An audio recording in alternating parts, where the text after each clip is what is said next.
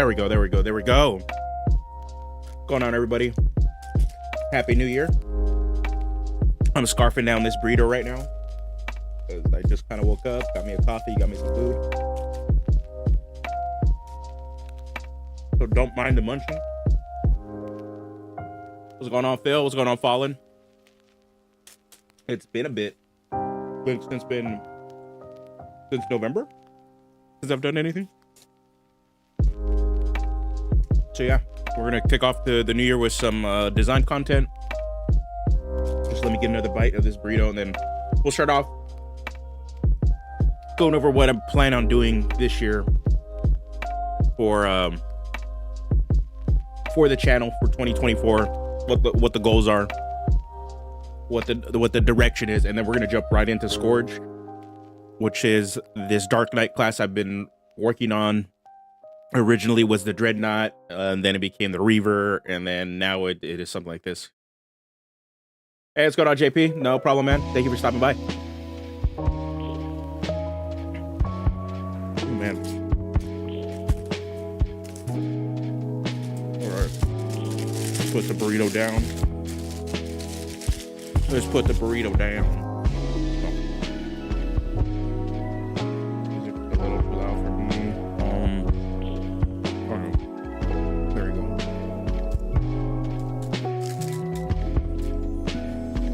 So, plans for 2024. I think the biggest thing, we have this big D&D update coming around. People are kind of hopping in or going to hop off of D&D 5e. I'm still very much going to be a 5e channel, not necessarily, but I won't be covering D&D proper anymore. Just something I don't really care to really be doing. Part of it just because of everything surrounding Wizards of the Coast and Hasbro. I just don't want to deal with the negativity surrounding it and really affect the community I'm trying to build here. It's not that I want to just stay in positivity. It's just I don't mind critiquing and holding people accountable and holding Hasbro and Wizards of the Coast accountable when they screw up. But also I want to create a collaborative environment. And sometimes when you just focus too much on that negativity, you don't have that collaborative environment anymore, because people are going to be more inclined to just, bash and shit talk. Not something I'm really interested in fostering here. But also, that said, I'm not going to be doing character builds anymore. I think it's been no secret. I've said it in the Discord. Again, if you haven't joined the Dungeoneers Pack Discord, that's where I've been pretty much for the last couple months till this new year. I've made it no secret that I'm not having fun doing character build content anymore. With the update for 5e coming around the corner too, it kind of doesn't make sense to continue to do character build content when a bunch of stuff is going to shift anyway.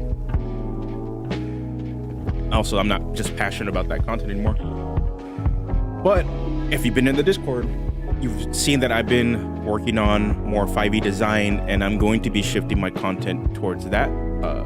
Starting February, I'm going to be releasing my first video. We're going to be looking at old character options. Mainly, we're going to start focusing on species, race options for previous editions, and then creating new 5e versions of that. We're going to go over lore. I'll go over the abilities of what I've decided to use for those, and then also how you can implement those this design into your games, and the various official settings and character ideas and character ideas that you can use to create builds for your games. That is the general thing. Along with that, there's going to be PDFs. There will be a free version for those that just want the stat blocks. That'll be made readily available.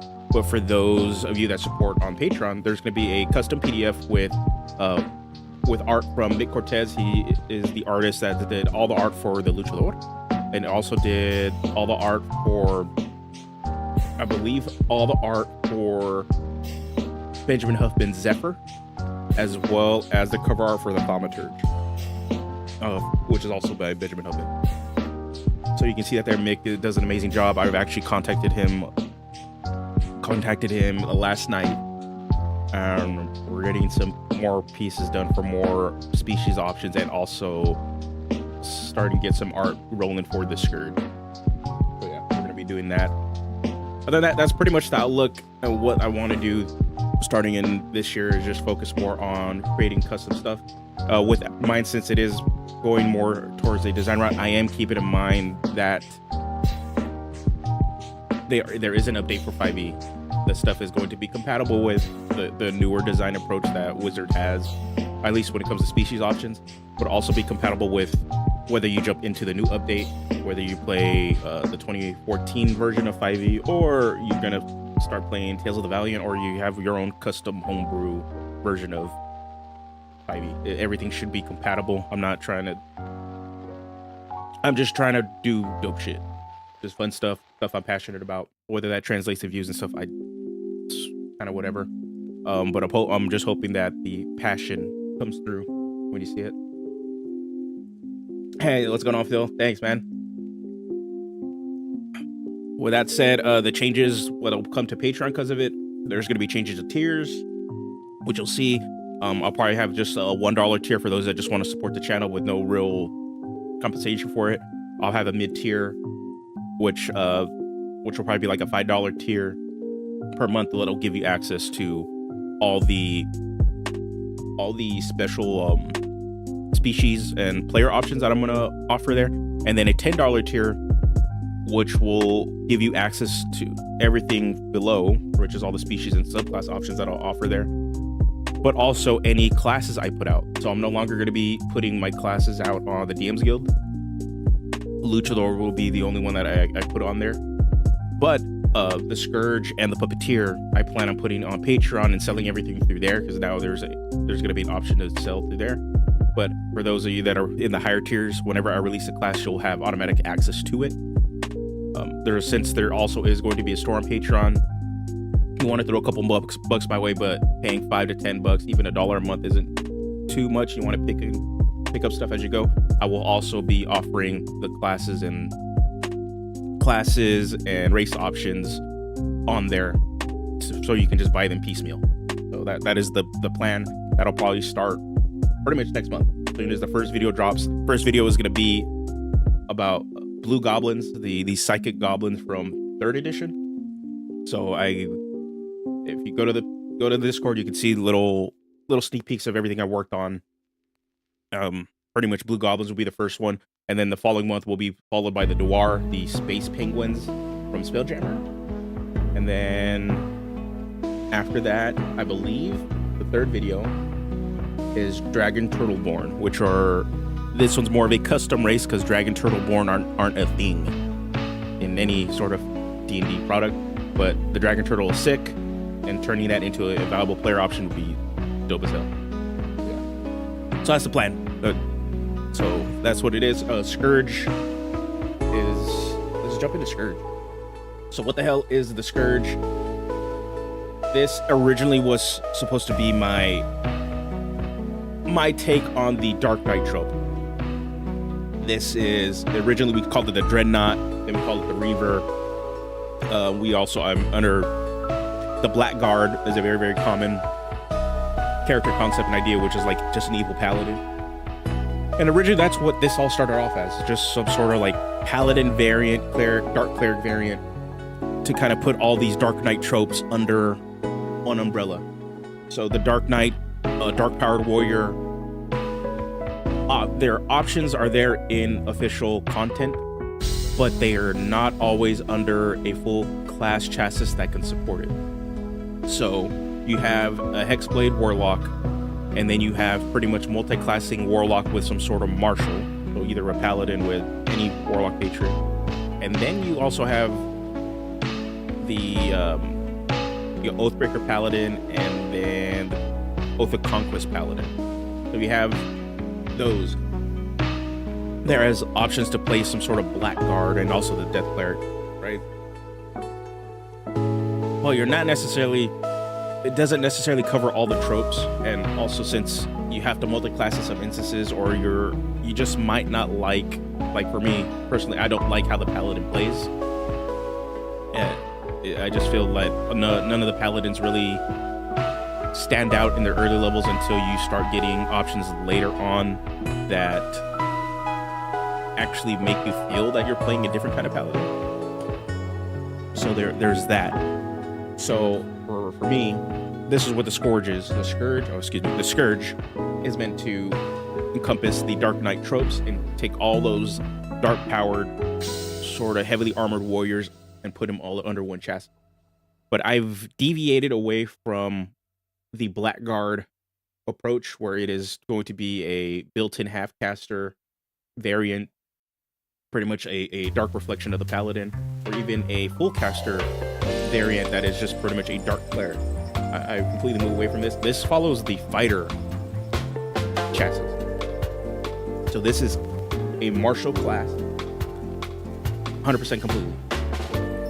The reason I chose this is that when looking at the Dark Knight tropes, and when I'm talking about like Hell Knight, we're talking about Death Knight, Shadow Guard or Shadow, are pretty much warriors that use and manipulate shadow, darkness,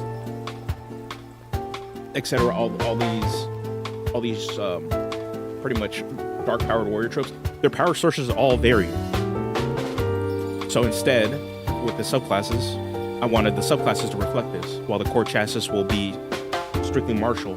Depending on your subclass will determine what kind of power source you use and you weaponize to help fuel your martial ability.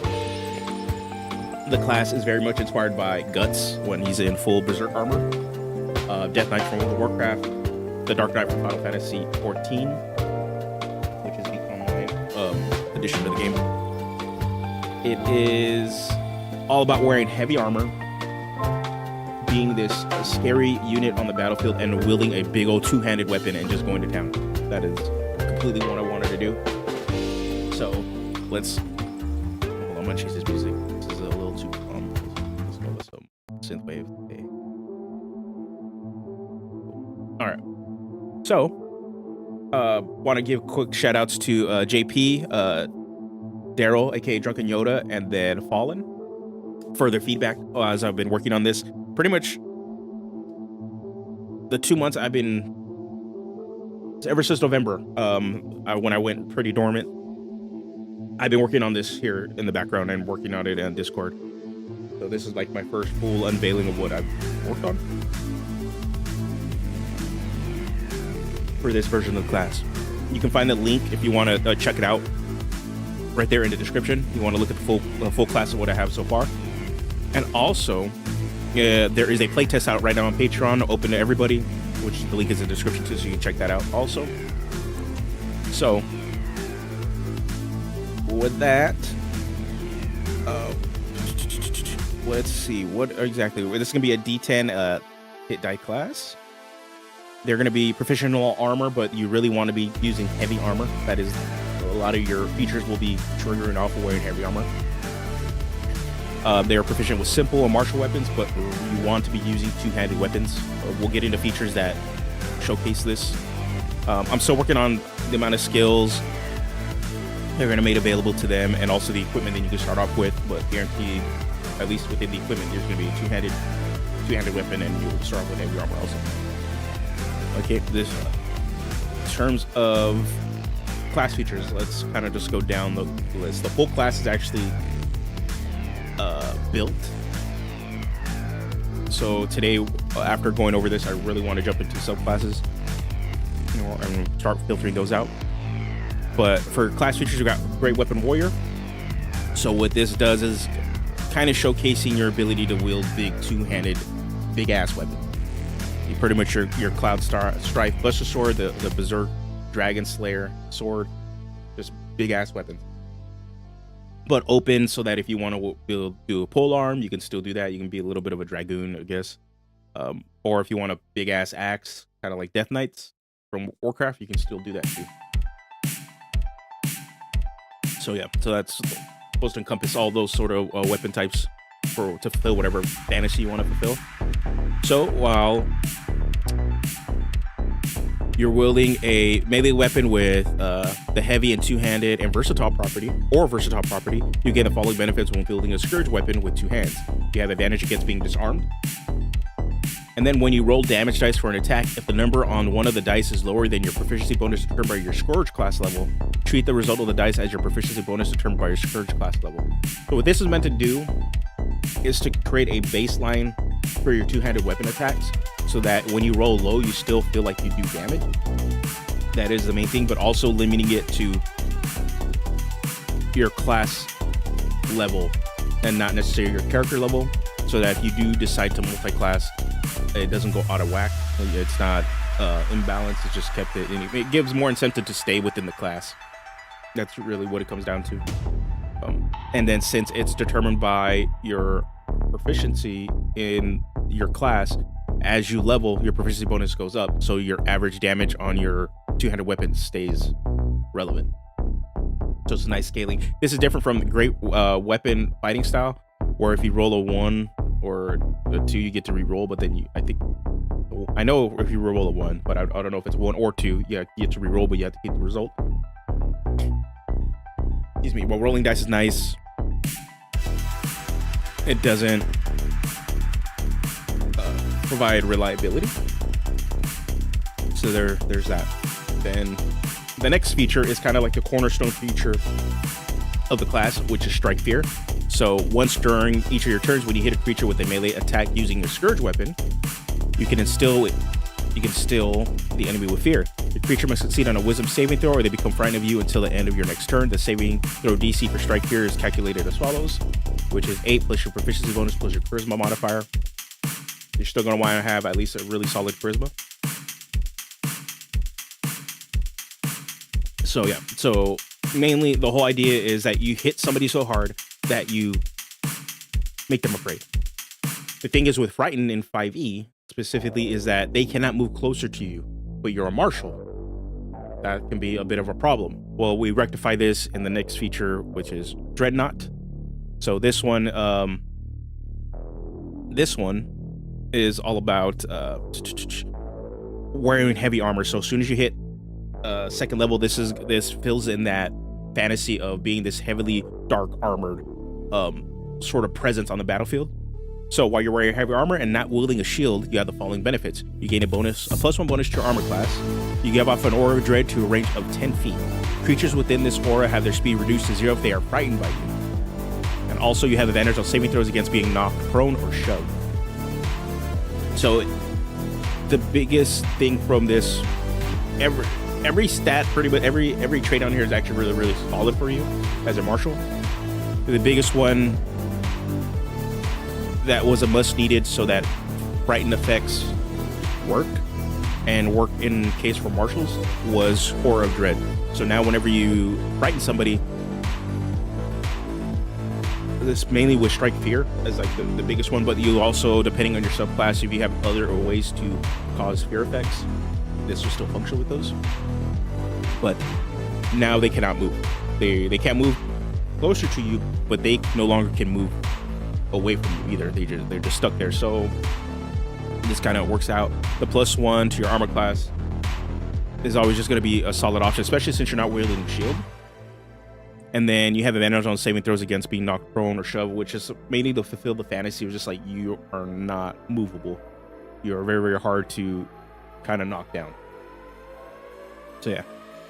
So, and that is pretty much the big power budget at second level. And then we have a nice ribbon feature, Imposing Figure. While you're wearing heavy armor and not wielding a shield, you may add your strength modifier to your charisma skill check. This is meant to sort of signify the idea that either your sheer size and your physicality is just making it so that people are just generally in awe or in fear of you. And then you can use that to your advantage. And it's not strictly based on like character size. I remember playing with an option for that. But then I started thinking about small races. And then actually that brings up another point with small races. This is being kind of coded and looked forward, like forward designing. While the class is going to be distinctly wants to strictly use heavy weapons, this is the only thing that might not be compatible, and I'll probably do like an alternate little rules option for this for small creatures if you're going to use the 2014 version of 5e. But in the current, at least what we see in the playtest, the 2024 version of 5e, heavy weapons can be used by any creature that has a strength of 13 or higher. I believe that's the way it is, or like there's a set limit now. So it's not something to worry about. Scourge weapons are coded. Pretty much Scourge weapons are going to be any heavy two-handed weapon or any weapon with a versatile property. Pretty much any melee weapon. We're going to code it so that as we look at the rest of the class, and even in subclasses, we can always just refer to Scourge weapons as a mechanic to just reference. So now, let's go. At third level, we get something called Dark Paths. So this is where our subclasses kick in. We're going with Dark Paths. The main idea is like you're walking down a dark path, and the more you sort of like accept and fall into this either corruption or darkness to empower you, you're kind of setting yourself up for ruin in a way. So that is the reason why we're calling them Dark Paths, and those will all be anything that is part of the Dark Knight trope. We have like I have a long list of subclass ideas that we'll get to in the bottom. At 4th level, and then also at 8, 12, 16, 19th, your usual ability score improvements. You get an extra attack at 5th, and then also at 5th, you get a upgrade. The biggest thing, just like Poison condition, Fear, and the Frightened condition is one of those conditions that as you level, most creatures start to ignore it. So at 5th level, so we can also make Strike Fear relevant still, is that creatures that are immune to the Frightened condition lose that immunity against your class features, though have advantage on saving throws to avoid or end the condition. So they still can fall. They can still be affected by the Frightened condition for you, but they're going to have advantage, and pretty much anybody who has... I don't think there's resistance to Frightened where they have advantage. I think it's just immunity and not immunity, but still makes it viable. So you still have the possibility of doing that. If not, you're just gonna keep smacking them until it happens. So yeah, that is a way for this class to have its core features stay relevant. Then we have Undaunted. This one turns you into you're no longer being frightened. You're the scary guy on the battlefield. So you're immune to the Frightened condition and have advantage on saving throws of being charmed. This is a solid feature to keep you relevant on the battlefield. Also to help with the narrative that you're not really a scared person. You're the scary person. That is the big thing. I think it's kind of like a weird trade-off narrative where this class is all about being the scary, strong beast on the battlefield, and then you get frightened of something else, and now you're the scary, wimpy guy. It's just a weird narrative. Okay, at 9th level, we start getting our first upgrade to Dreadnought. So the armor class bonus increases to +2 instead of +1. Your range of Aura Dread increases to 15 feet. And now you straight up just can't be knocked prone or moved along the ground against your will. So previously you had advantage against these things. Now you just can't. You're just there.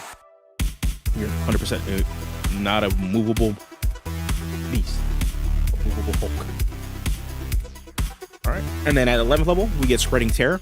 So when you attack a creature frightened by you with a Scourge weapon, if you score a critical hit or reduce the creature to 0 hit points, creatures of your choice within 10 feet of the target must succeed on a Wisdom saving throw against your Strike Fear DC or become frightened of you until the end of your next turn.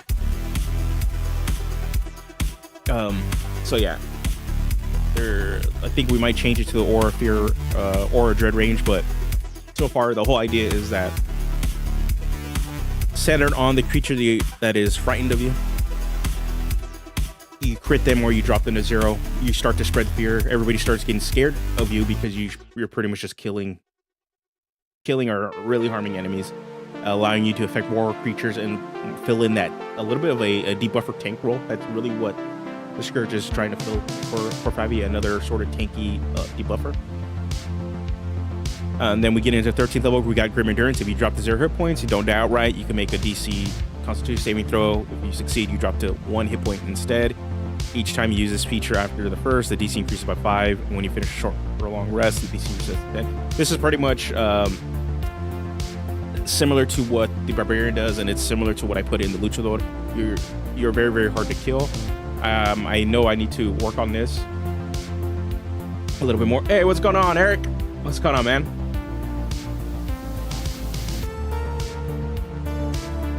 Thank you for the 5 gifted, brother. Thank you, thank you. You know, these members now. So yeah, this is what Grim Endurance is supposed to be. Thanks, man. Thank you. And then next up we have Malefic Metal. This is going to be pretty much the whole thing I'm gonna try to evoke with this, with Malefic Metal, is that you're hit by these or you're hit with like a fireball or like a dragon's breath or something that you could see that you normally have to make a dex save, and you go out unscratched. You come out unscathed. So that is what Malefic Metal is. So you may use strength instead of dexterity when you make a dexterity saving throws against effects that you can see or hear. When you're subjected to an effect that allows you to make a dexterity saving throw to take only half damage, you instead take no damage if you succeed on the saving throw, and only half damage if you fail.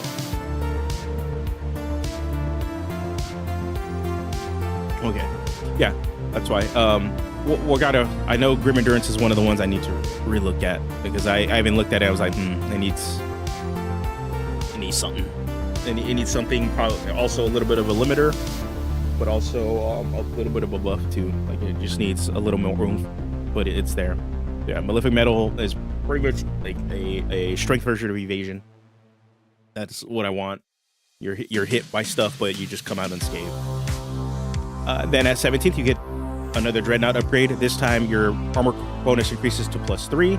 Creatures with your Aura of Dread cannot teleport or be otherwise magically moved. What the heck?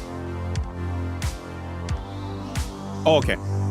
Creatures with an Aura of Dread cannot teleport or be otherwise magically moved unless you will it. You cannot be moved or teleport against your will. So, pretty much magical effects that can remove creatures out of your Aura of Dread. Yeah, they stay stuck there. They are next to you. They're stuck to you like they're glued to you. And then you cannot be moved or teleport against your will. This again makes you just this very unmovable unit, this hulking beast of armor. Your staying plank. And then the capstone, Hand of Cruelty. So what this is, melee attacks you make that hit a creature frightened by you is a critical hit. This is meant to work with Spreading Fear, or Spreading Terror, and Strike Fear. So what you're going to want to do is Strike Fear, make somebody afraid of you, and then Hand of Cruelty will go with Spreading Terror, and you're just going to be going to town. It was so simple that when I saw it, I was like, yeah, you just crit, and it works with Spreading Terror.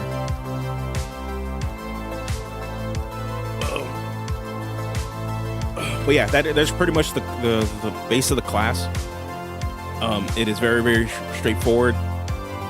There were some other iterations of like class mechanics that I was messing with, but everything always came back to making sure your character can fear on their attacks, because everything else kind of just filtered in with Spreading Terror and then Hand of Cruelty. It's just like everything made sense.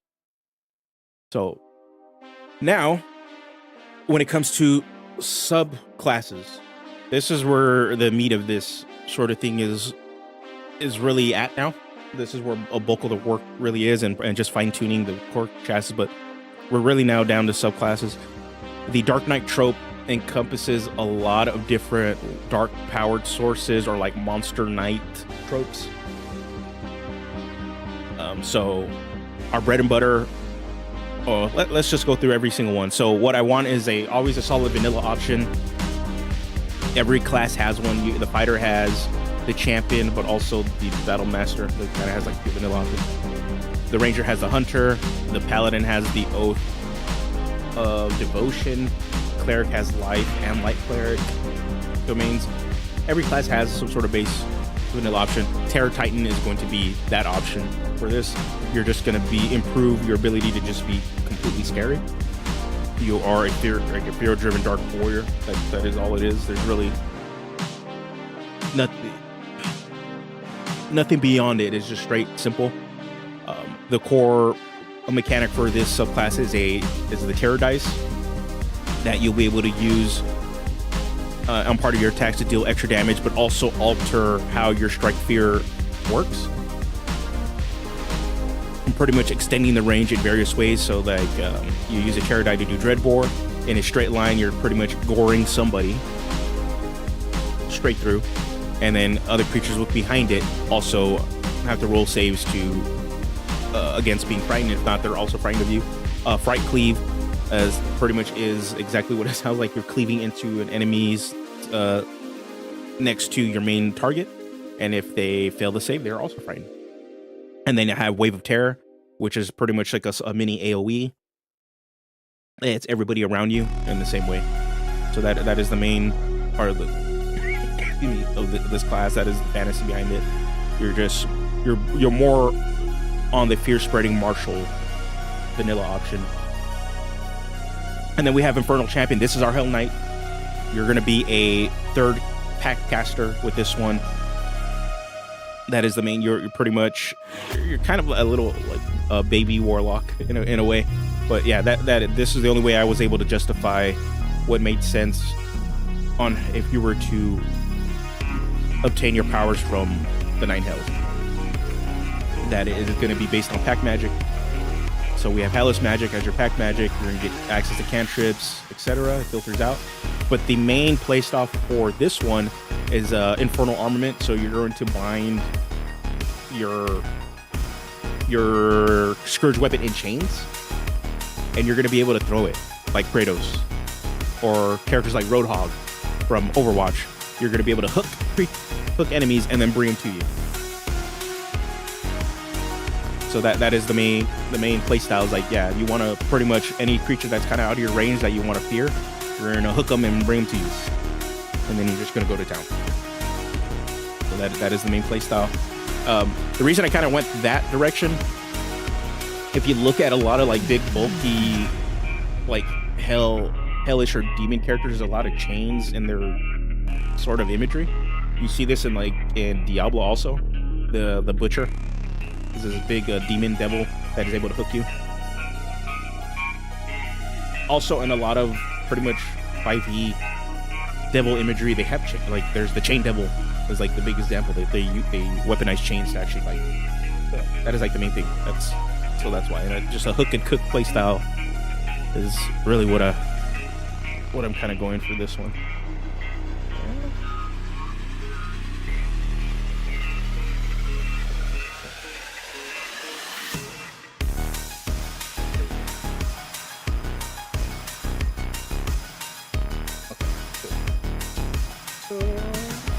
Lower the music a little bit.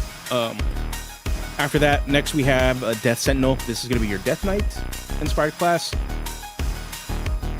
The biggest thing with Death Knights is they rightfully could be a full caster class that's heavily armored martial. They'd be really OP.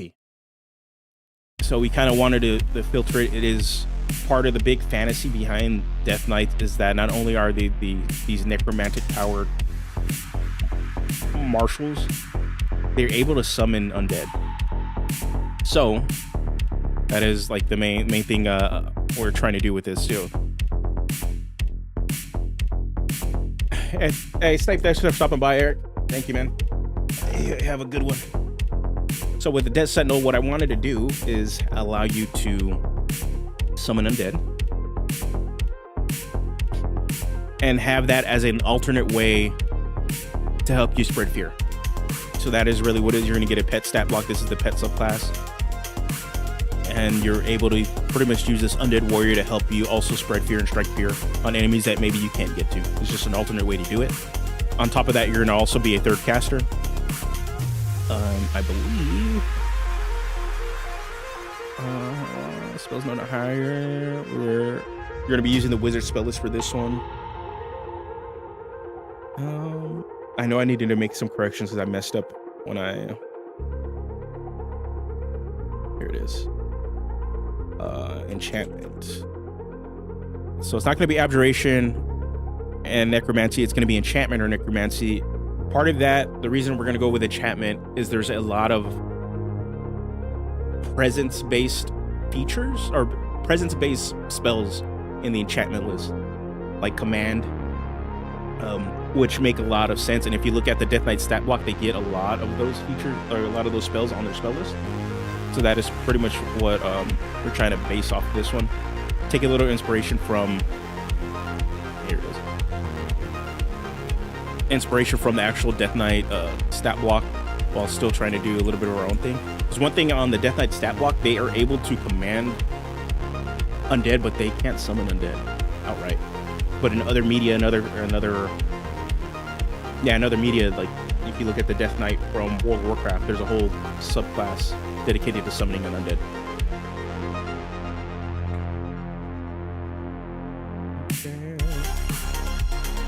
Cool.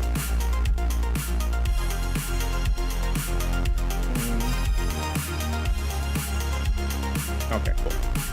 So yeah. So Infernal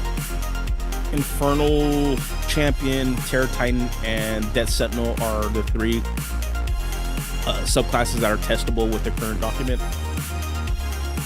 Other subclasses and ideas we got in mind, I got the Blood Reaver, which is going to be kind of like your Blood Knight, your vampire-inspired knight. I'm still trying to figure out what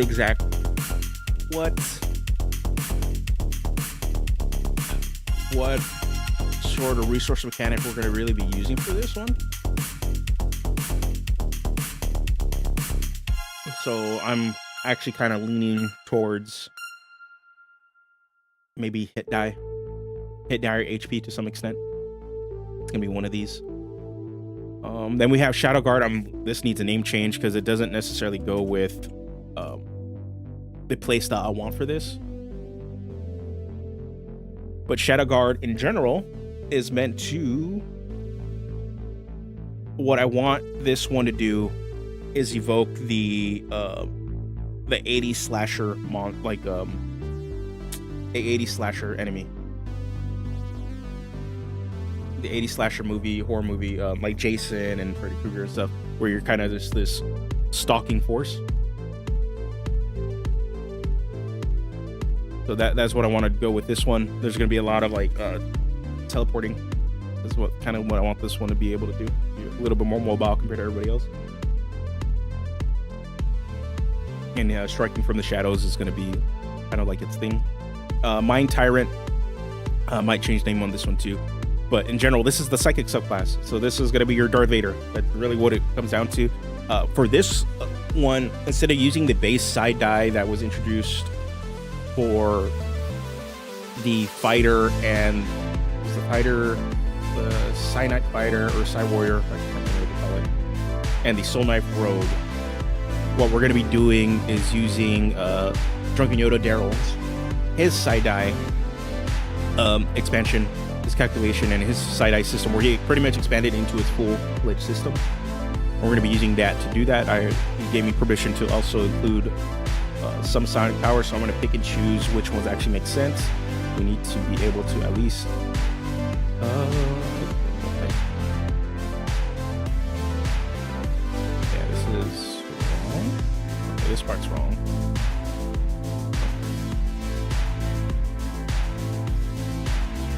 Hold on. This is gonna go off faster.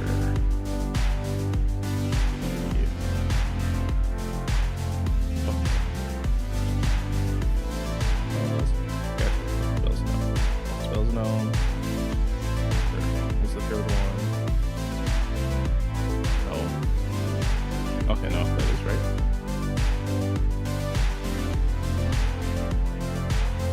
Okay, hold on.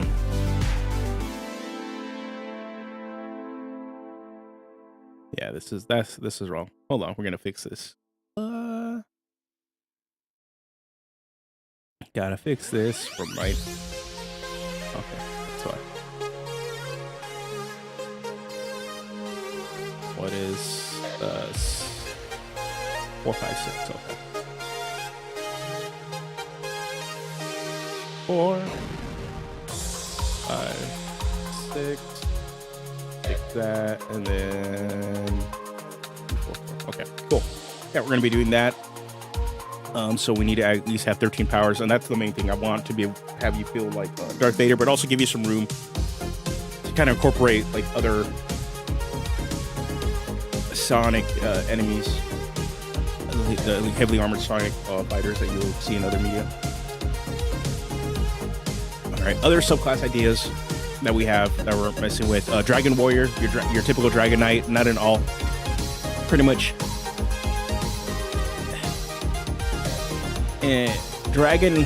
These Dragon Warriors in certain media are seen as good guys, like they're using power dragons, and then a lot of times you see it in media where when you weaponize draconic blood, draconic magic, it's seen as a very, very bad and destructive thing.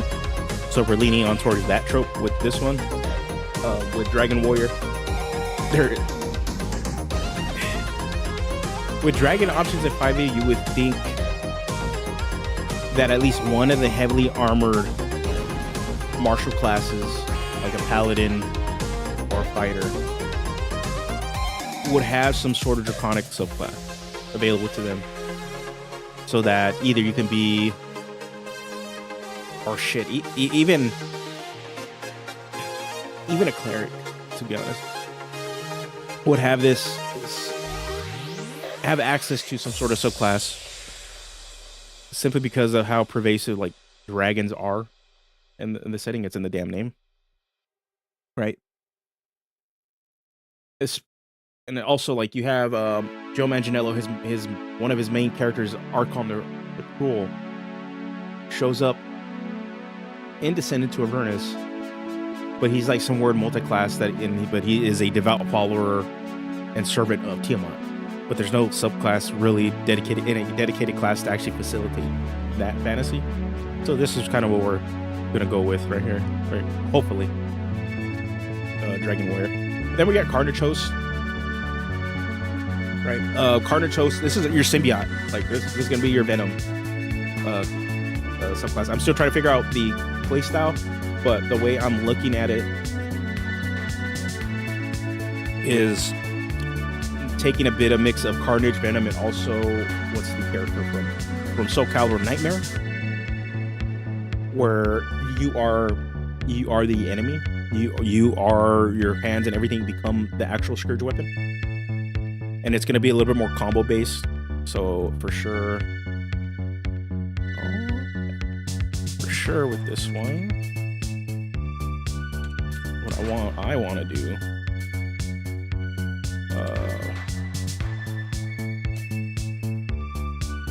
This momentum feature.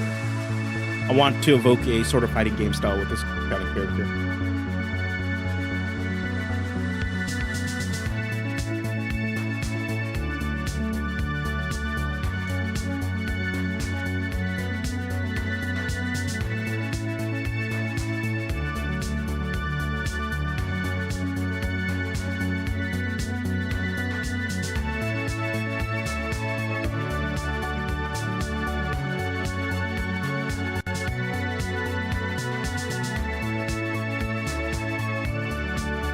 Most likely, every time you attack and frighten a creature, you're going to generate points that way.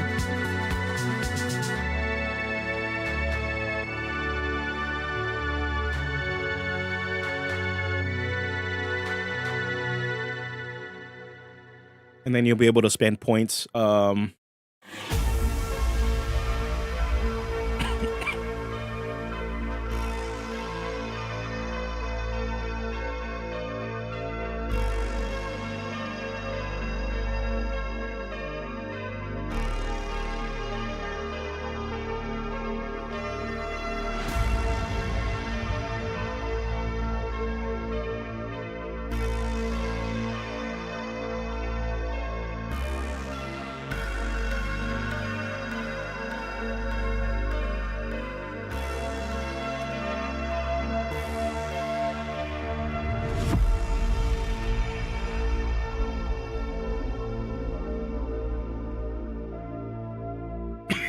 Something like this. That's how it's probably gonna work.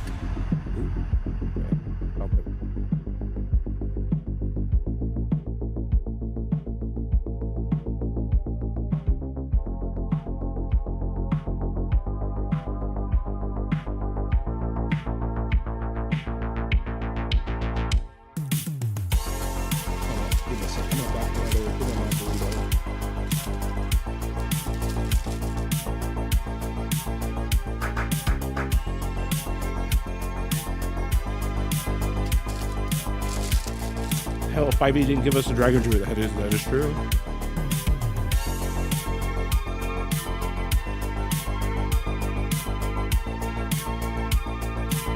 That is super true. It could have gave us a Dragon Druid. It could have given us a Dragon Patron. Like, that would have been sick. Dragon Patron Warlock.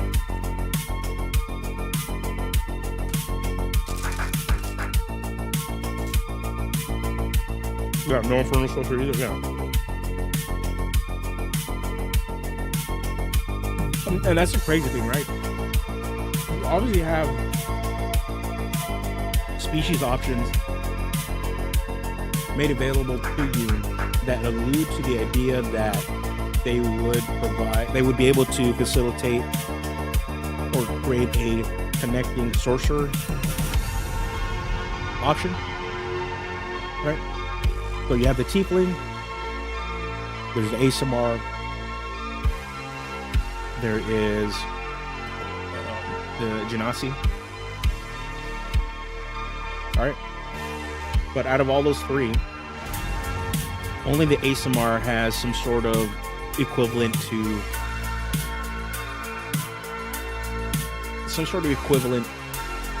a sorcerer subclass. And then you got the Dragonborn, right? And then you can just be a Draconic token. But there's no Infernal. If you want to be Tiefling and just be like, you really want to be a Devil Tiefling, Devil powered, like your bloodline is connected so much that you just have Devil powers. And then same thing with Genasi. It makes a lot of sense that you being part of an elemental or having a bloodline that connects to some sort of genie. It would make a lot of sense. You have some sort of elemental like that. But nope. So like, if you want to play like the genie, or like a Genasi that is tied to the elements into the genie in general, you got to go Warlock. And then you want to play a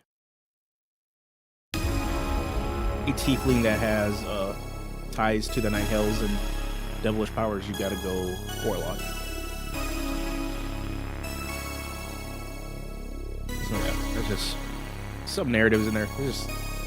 They're missing some stuff.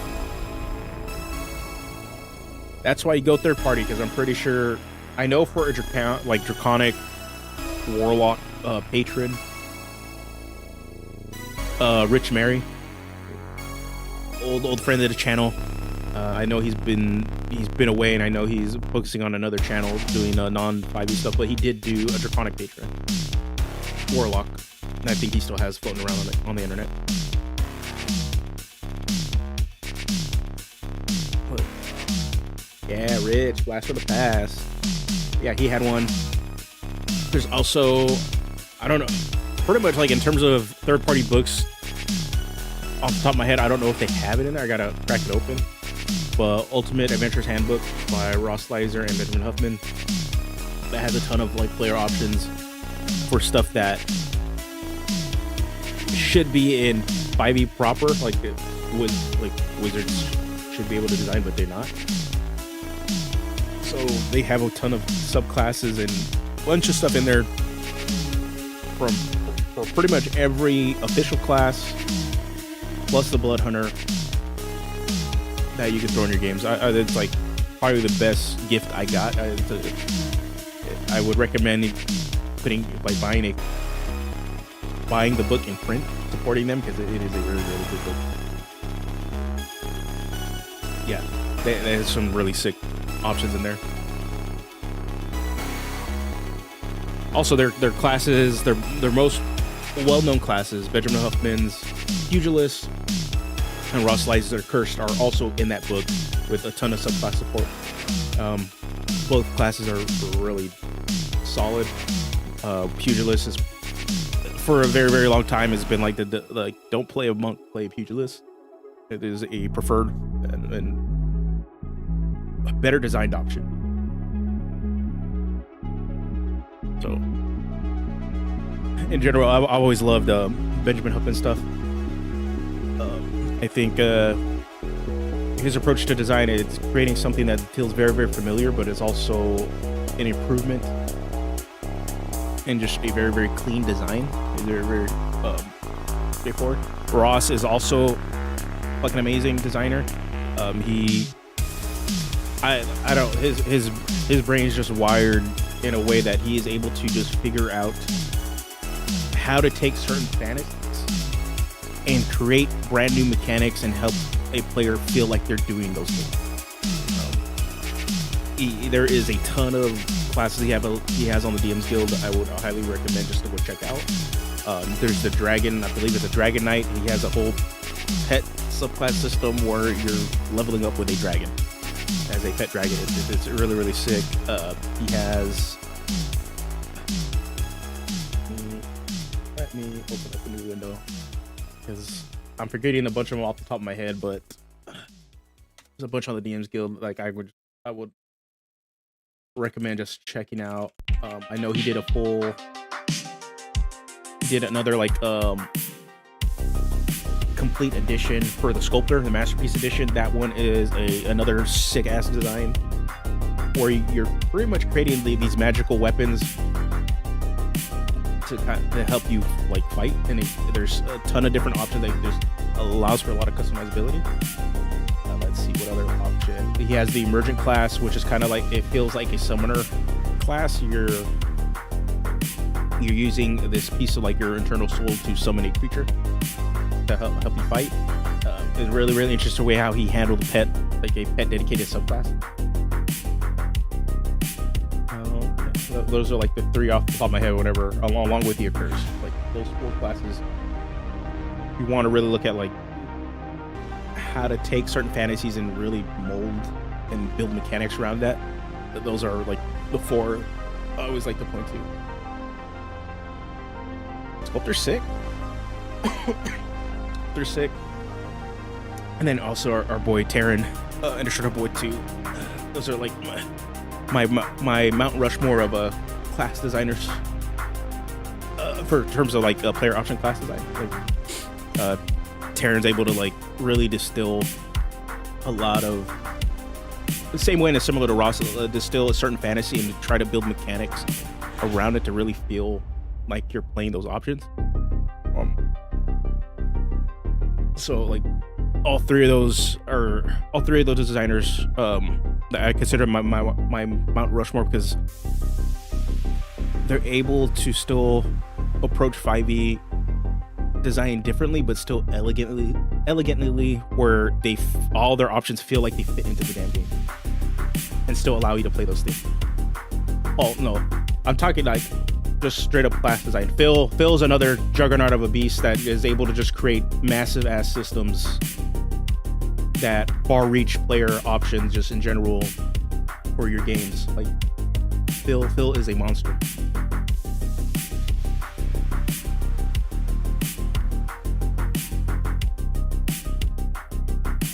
Yeah,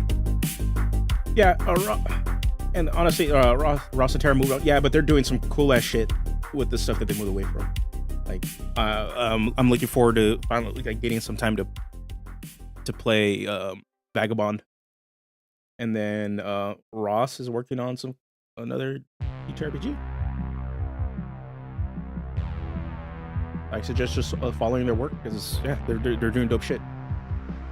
Yeah, Griffin Saddlebag, Laser Llama, Benjamin Huffman, and Kibbles are good first stops when looking for character options. Yeah, Laser Llama and Kibbles really approach 5e design differently. It's not, I don't think they're bad. I think they're both really, really great in their own right. It's just in terms of like what I would like to use in my games, they're not normally my first option. All right, I think they're really good if you're wanting a lot more modularity and choices in your game, but sometimes it doesn't feel like it's directly 5e, you know what I mean? It doesn't give off the feeling, or at least for me personally, and it's not a bad thing. I want to reiterate that. It's just there's a certain way I like to look and play like 5e with my group that Laser Llama and Kibble's designs don't necessarily scratch my itch for it, but I can see how their designs and their approach to it and the options they make available would scratch another itch for another player that wants a lot more knobs and stuff to turn.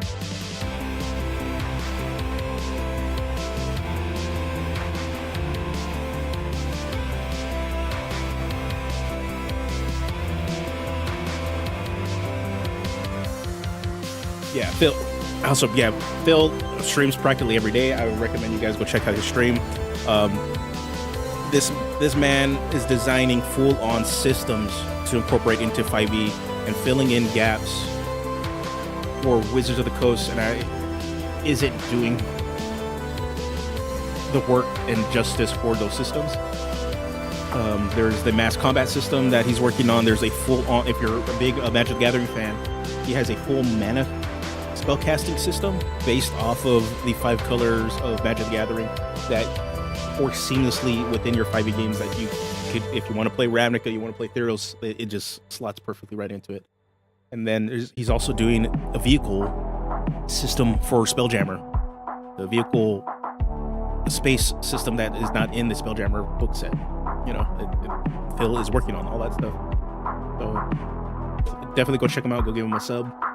And then watch his streams. He streams every day.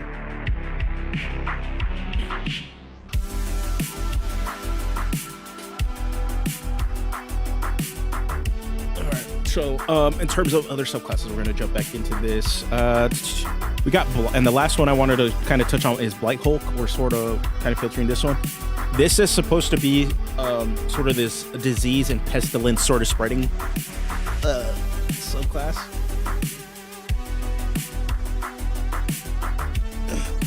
So that is mainly the thing. We're going to be the main playstyle for this. We want to facilitate and spread fear to spread disease. So pretty much creatures that are in the aura dread, and as you're frightening them, they're also going to get like some sort of damage over time, at least at the beginning of their turn, as like they're getting sick and poisoned from you. But we're probably not going to do poison condition directly. I tend to not like stacking a lot of like in my player options. I don't like to stack a lot of a lot of status conditions on top of each other. Since Frighten is like the cornerstone of this class, we just want this thing to frighten. But since it is frightening creatures, it will also be doing damage and keep continuing to spread that sort of disease feeling. So we're going to be playing with kind of that idea with Blight Hulk. I cannot guarantee all these subclasses are going to make it into the actual document. I'm aiming to have 5 really solid subclasses and then supporting more subclass options later. And that those will be released through Patreon and also as a bundle to sell on Patreon. So that's the plan. And I will say this going forward too for the Luchador. The Luchador will probably have a big overhaul, depending on how much that overhaul is. After I personally played it in a high-level campaign, may determine that it might not be on DM's Guild anymore.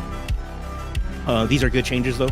It is to update it with the sort of like the new 5e, but also to streamline it a little bit more to make it easier to play. But also in the future, subclasses that for Luchador will be released on Patreon directly to support it also. I have a couple other subclasses I want to do. Yeah. My personal playing with the Luchador, I noticed some things. It does some stuff really, really well, but there's some weaknesses in it that hinder facilitating the playstyle. So the main thing I know, which was the concern, was being able to engage and initiate, so that you are looping this sort of grapple shove combo playstyle that really what the class wants you to do. So being able to pretty much get in there and to do that, is, depending on the battlefield, was a big problem. It's something that it shares that problem with the Barbarian. Barbarian has the same thing. That's why if you notice like alternate features and even updates in the current Barbarian they're going to do for the update, they've found a way to at least help you get into the combat faster, so that you can get in there and rage immediately. There's stuff like that, like just being able to initiate immediately on the first round. I noticed that was the Luchador's main problem, so I'm kind of working on things to help fix that. But also, I think one of the ideas is changing the lucha die system into a lucha point system, so that I can better balance and help generate and smooth out some of the combat aspects of it. And also, we have to kind of redo some of the aspects of the class because they are changing how grapple and shove is working as a baseline for 5e. So like the class has to go significant changes that to the point where it's not going to be the same as it was on the DM's Guild, or at least for me. So depending on how that is, if it's too different enough, I don't think I have to put it back on the DM's Guild, and I can do it through Patreon. We'll see. I think there's some funky stuff. I know there's some stuff I gotta look into before I can actually completely put it on the Patreon instead. Okay. All right, so let's get into some subclass features. Generally, what I want to do is kind of settle on at least third level features right now, so that we can help support the playtest a bit. I just came off of playing Spider-Man 2, so Carnage Host is like one of those ones I was like, yep, I can do Venom.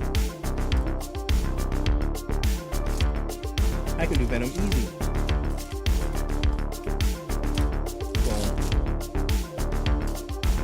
In general, side tangent, Spider-Man 2 is a pretty fun game. People saying it's game of the year, though you're dumb. It's not game of the year. It's probably one of the best games of last year, but it is not game of the year.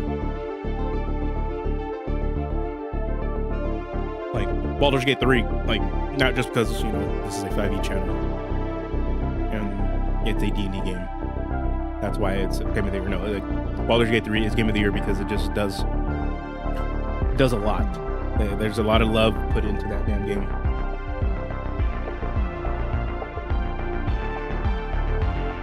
And is doing a lot of things different, given the development cycle it was allowed to have.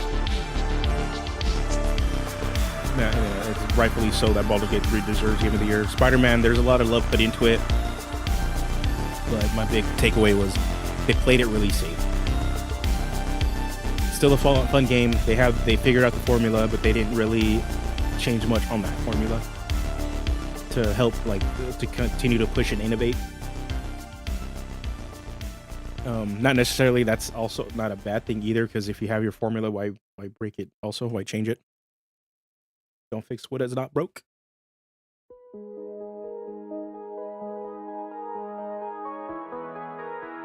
Yeah. Not only that, but Baldur's Gate 3 calls the industry to be like, don't expect games to be this level for months. Yeah, because unfortunately, the gaming industry is all about how to monetize everything right now. That's all they care about. They just heavily want to shovel out a half-assed product that will help continue to generate money. They're all in on extendable services. There's service games. The thing is, I think what a lot of these companies are missing is that they're so focused on just trying to build a service-based game. They're forgetting the fact that they just still need to make a solid game that they can support with a service. They're all trying to do Fortnites and World of Warcrafts, but they're not actually looking at the fact that the reason World of Warcraft and Fortnite were successful as they are because the game was just solid. And then it was better. Pretty much Fortnite is the most recent example. Fortnite provides a lot of content, provides a really solid gameplay loop, despite the genre kind of pretty much going the wayside. But that core solid gameplay loop is supported by the service end of it. It is the service pretty much the service part of that game is in the front and center of that game. And unfortunately, you're getting a lot of games coming out that are very focused on on forcing the player to interact with the service so they can generate some sort of catch-up, instead of just focusing on a good game that will keep players there, that they will want to dump money into support that game. Yeah, apparently there is a downward trend now that battle royales and just shooters in general are kind of like falling out of favor with the general consumer.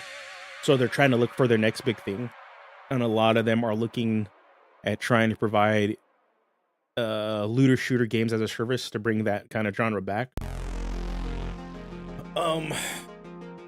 But they're just saying the reason it wasn't successful is because there was no big AAA studio behind it, and then that's a lie because Anthem. People don't remember that game, man. What a dud. Cool concept, but poorly executed.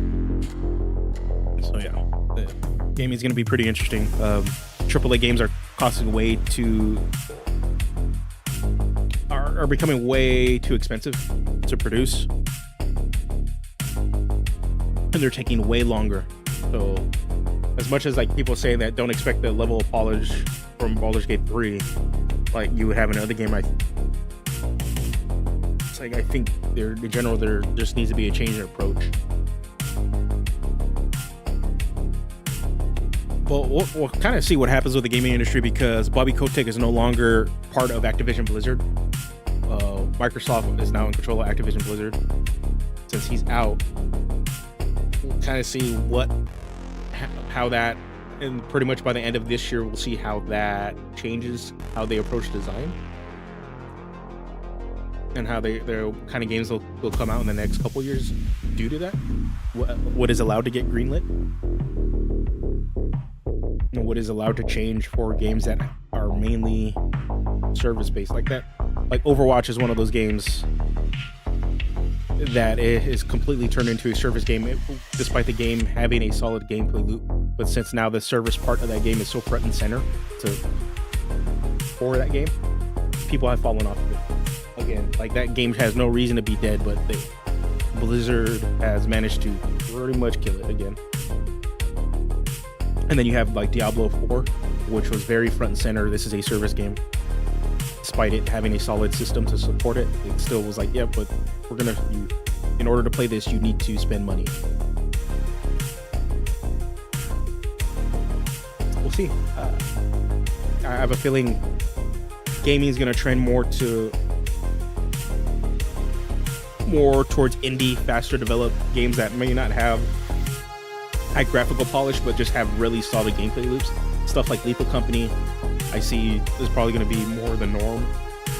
Games like Risk of Rain 2, like just a lot more indie games that are coming out that are just people are playing and picking up just because they're just solid.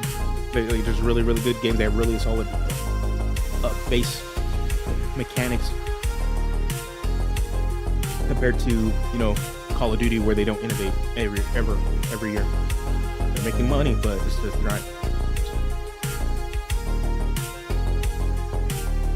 We do on the industry. Thank you.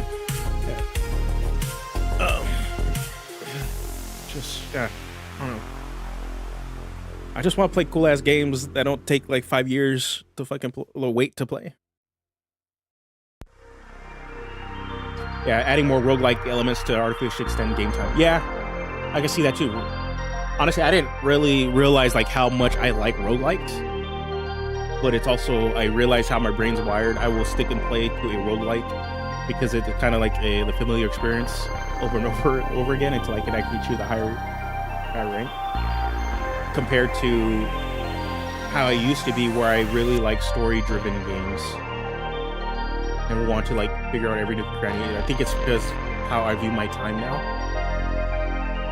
is that I don't have a lot of time to really invest into story-driven games unless I throw a lot of stuff to the wayside. So like I managed to beat Spider-Man 2 because I wasn't doing videos, I wasn't really doing anything. I was just like, I have enough free time to do this.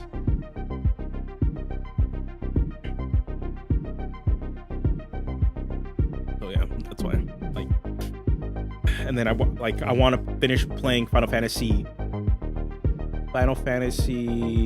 Remake, which I'm almost done with, so that I can pick up and play Rebirth, but who knows how long I will take to fucking play Final Fantasy Rebirth. Okay, so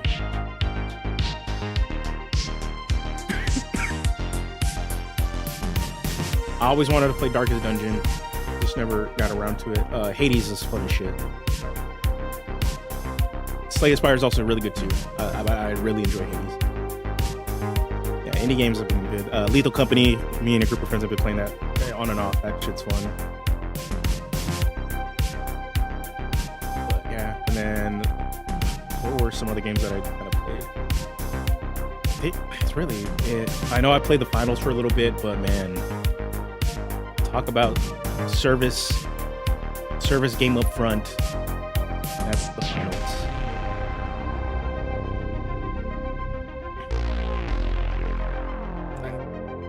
That game has a lot of promise, but they're making some really weird choices. Okay, Carnage Host. We're gonna do a momentum. We need a name for this.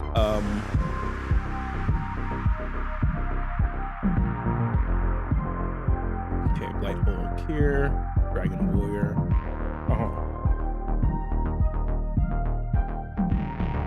Okay. For this, for Dragon Warrior, I'm gonna just throw some ideas down. So, what do we see in Dragon subclasses? Breath Weapon. Flight.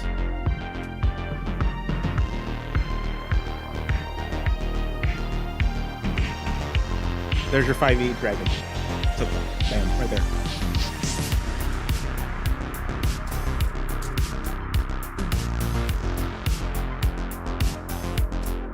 There's literally every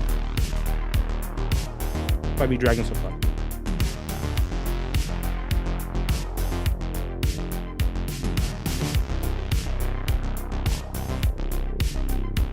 Breath Weapon feature, a flight feature, and a charismatic presence feature.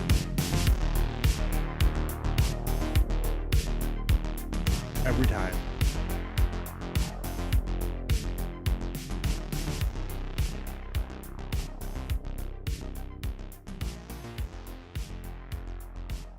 Okay.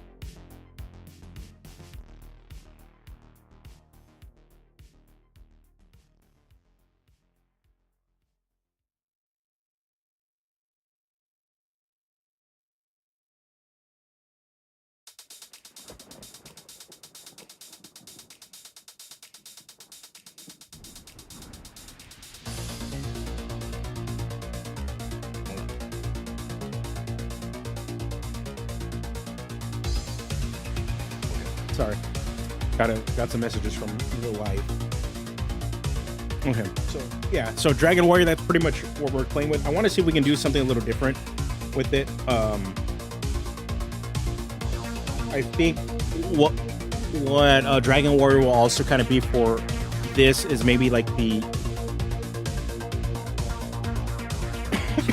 will kind of be like the soft elemental class, the subclass.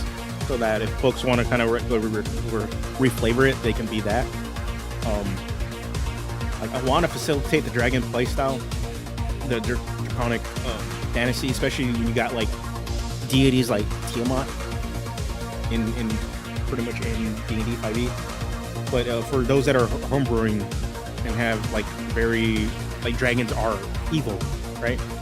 And using draconic magic or power sources is forbidden. This is kind of like where I want to facilitate that. But man, dragon subclasses are pretty damn boring in 5e, so definitely want to see if I can do something that.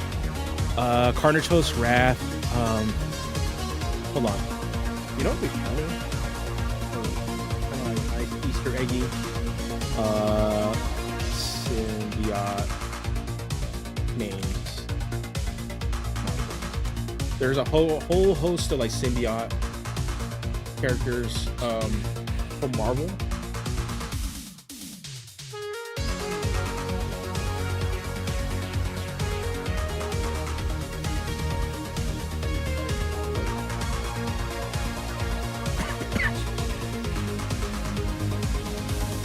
The heck?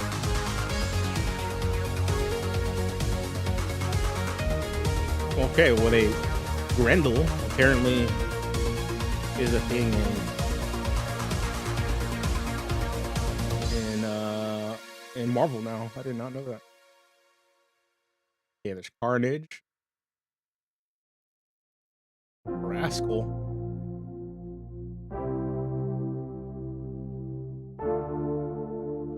What the heck?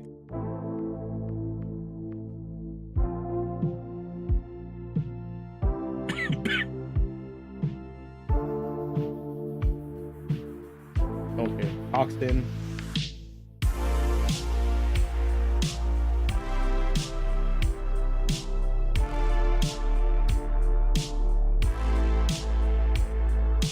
Anti-Venom, okay. Misery. What the heck is this one?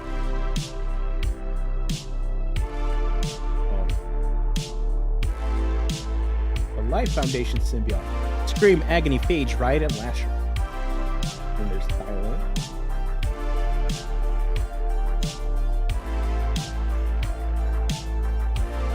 Silence is the opposite of Scream.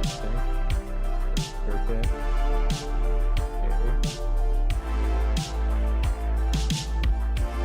Marvel has a lot of weird shit. And now there's an Arcade Venom coming out.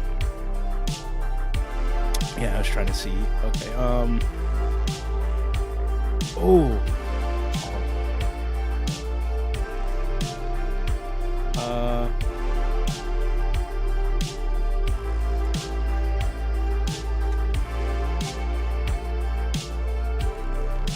okay.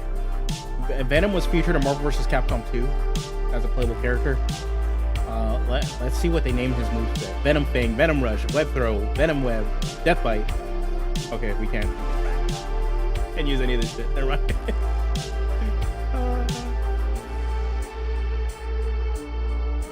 Can't use any of it. Oh. Caliber Knight.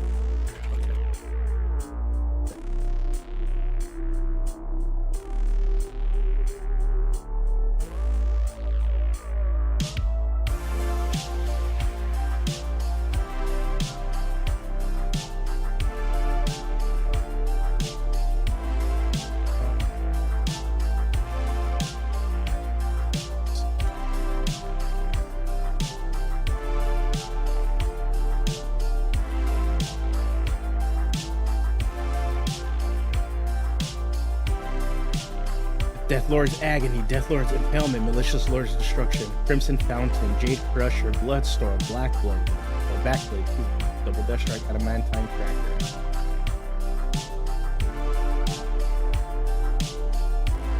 So Draconic Empowerment a la Dragon's Dogma. Yeah. Oh, thanks for stopping by, Fallen. Draconic Empowerment a la Dragon's Dogma, and also in Dragon Age, there's throughout the series is a class option or like a subclass called Reaver, which they take pretty much the blood of dragons and like drink it and they get all juiced up on it.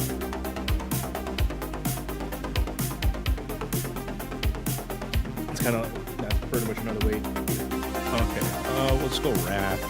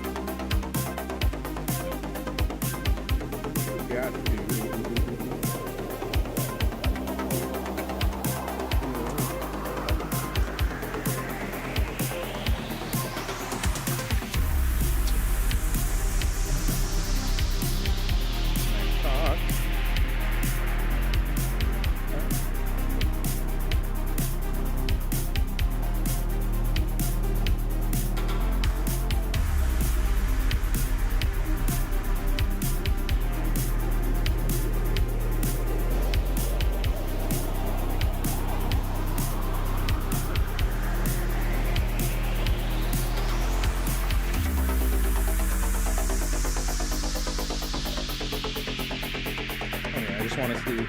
Brought up Luchador on my side monitor here. I just want to see how I built the momentum mechanic here. It's going to be very, very similar. I think I'm going to just do a point system with this one instead of doing a dice system. In terms of like you're generating these spaces, I think I'm just going to generate points and allow you to like pick different options. So you roll for initiative. Each time you successfully hit.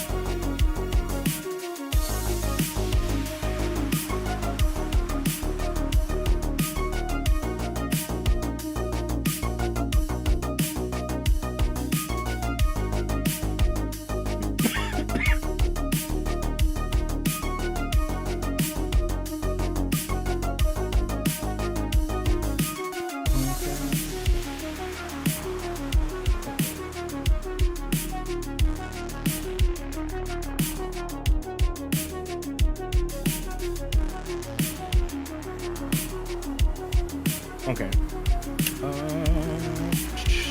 That.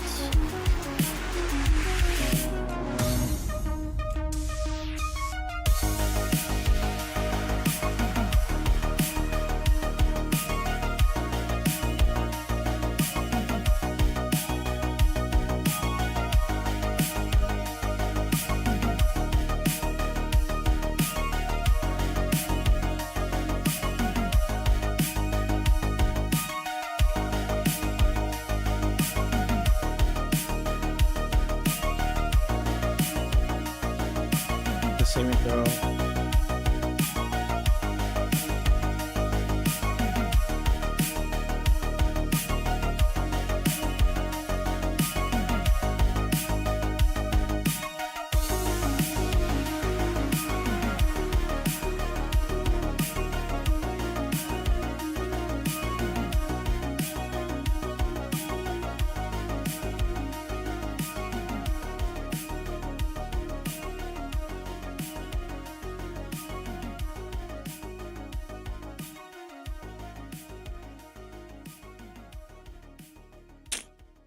Something like that.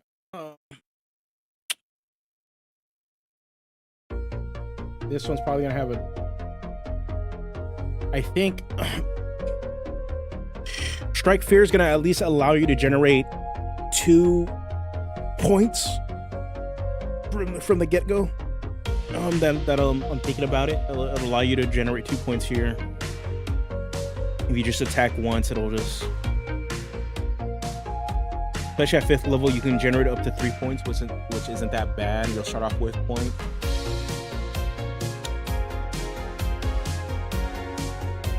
Okay, give me a sec. I'm gonna run to the restroom, and then I'll be right back.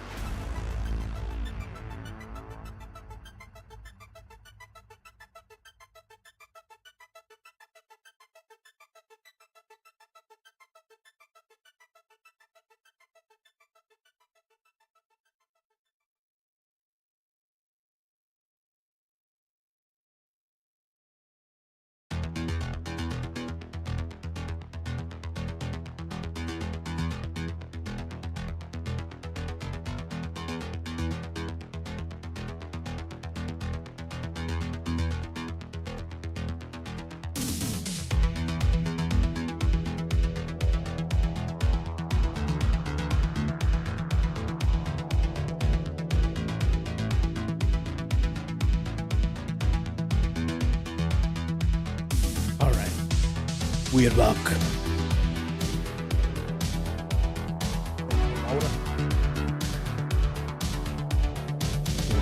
Water.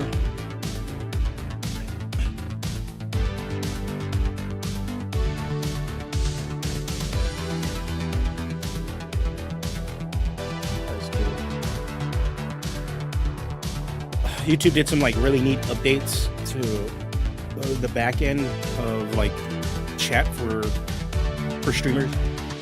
We can see like fan funding and stuff like that now. It's pretty sweet. Hey, what's going on, Nick? Yeah, it's been a while. It's been a long bit. This is the first stream back. And then yeah, February will be the first new video. I'm trying to like get ahead on some videos. Pretty much had the first video done, but I'm not going to release it until February. And then I'm trying to get a second and third video done so I can have like a nice cushion before I really come back. Because I'm also doing a food channel with my wife that is out there. So I'm going to be editing for 2 channels now with a full-time job. So kind of Carnage Host needs natural weapons in my opinion. Yeah, I know there's been some suggestions in the Discord. I think JP did a suggestion is to be able to fight with fists and have fists count as Scourge weapons. And I think there's some sort of ability to kind of like alter your weapon would be a certain way or bind your weapon. I think we're gonna go that route. Is the Scourge the new version of the Dreadnought? Yes, it is. It is no longer the Dreadnought. It is no longer the Reaver. This is the Scourge. We're still trying. It's still going to allow you to play the Dark Knight tropes, all those Dark Warriors. But I went in a very different direction for the class, giving it more of a martial chassis. It is very similar in terms of like the fighter chassis. But each subclass will have its own way to generate a power source.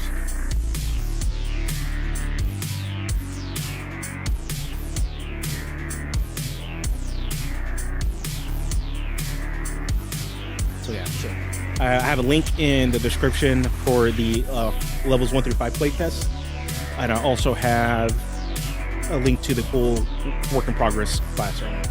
So if you want to check those out, they're all there. It is very different from the first time we approached some stuff. It takes some similar ideas, but it really distilled into like a really focused class now. I know there still needs to be some cleanup on the core class chassis to really tighten it up, but it's mainly there. And then we have the subclasses. So yeah, Cardiff needs natural weapons. I agree. It needs. I think what we'll do for this feature, we'll have some sort of momentum resource-based mechanic that will allow you just to kind of do cool Venom and Carnage shit. But then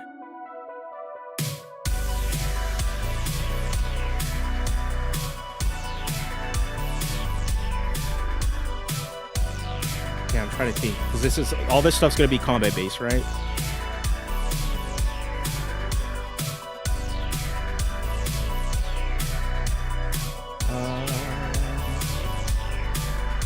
Got the momentum one, we're gonna have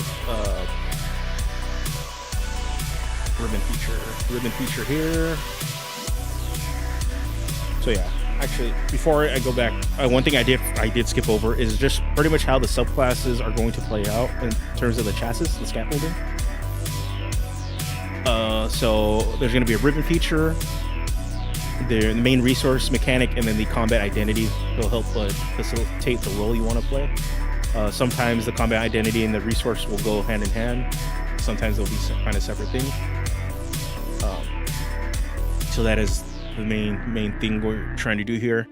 And then we're gonna have your what the heck, Scourge Scourge weapon or Dreadnought upgrade. Like Scourge weapon or Dreadnought upgrade. This will be something that either powers up your weapon feature, which is Scourge weapons, will trigger off of it, or your Dreadnought upgrade or Dreadnought features, which will be like your defensive stuff. And then we just get upgrades and then a subclass capstone that just makes you like feel super empowered.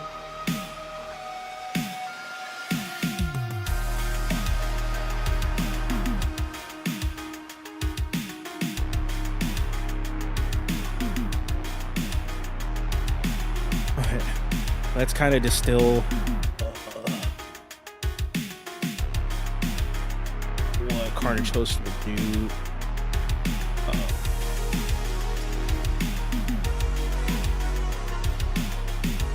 Yeah, like when I'm looking for Blood Reaver, I think as soon as we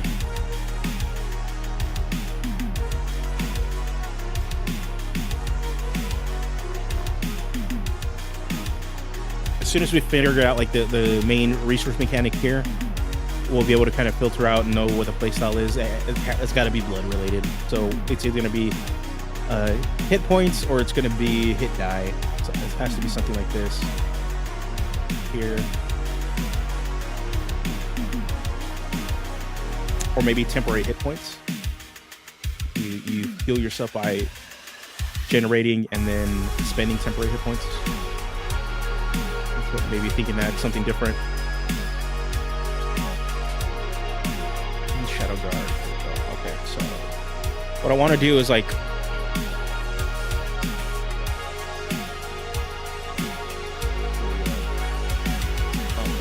what symbiote ability.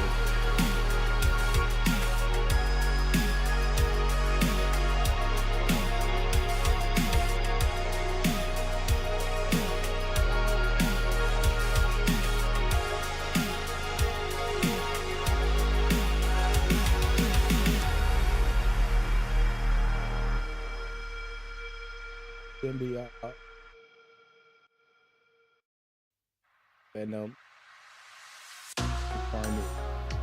Those are like the main two inspiration for this.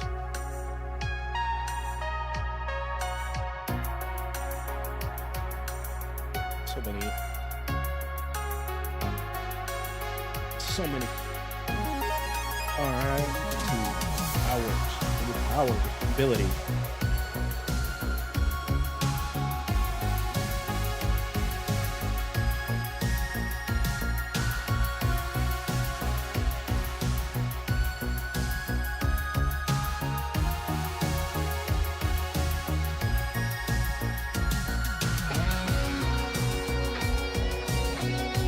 Okay.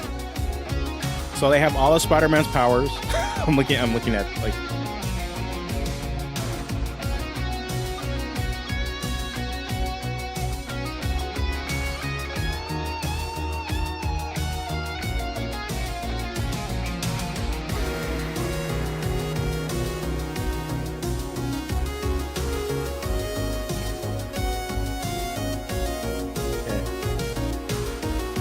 this is pretty much what Marvel has officially said about the Carnage, all of Spider-Man's powers. So, okay, web slinging, danger sense,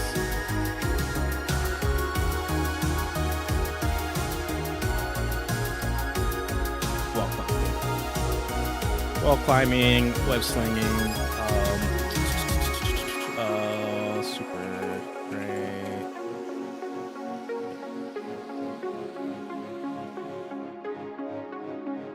Pretty much Spider-Man.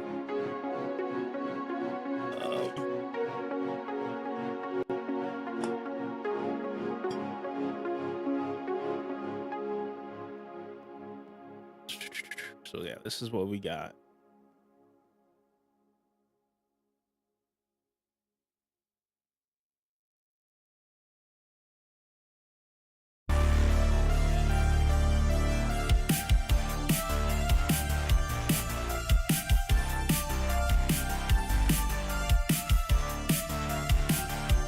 Nah, we're not gonna go.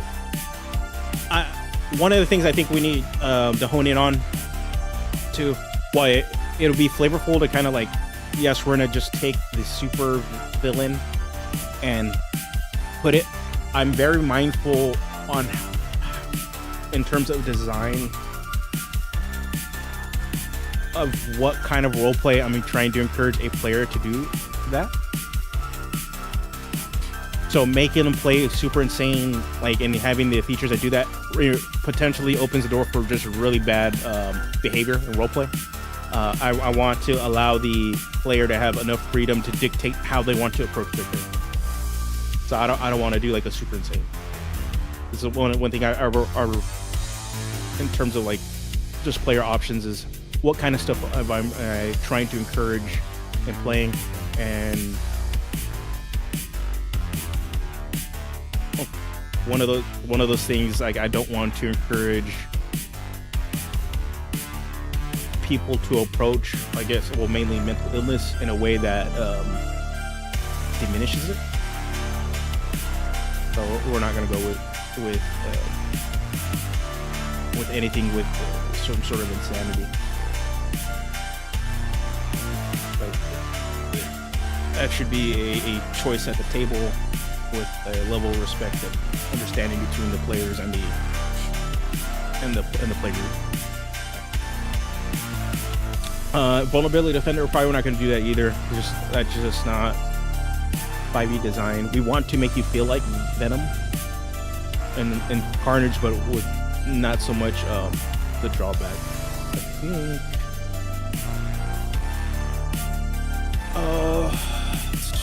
I think playstyle wise, what are we looking for here?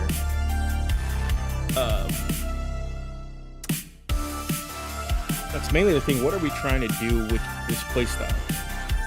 We know the fantasy behind it, but what kind of role are we wanting to do, and how do we want to facilitate frighten and weaponize the frighten effect with this one?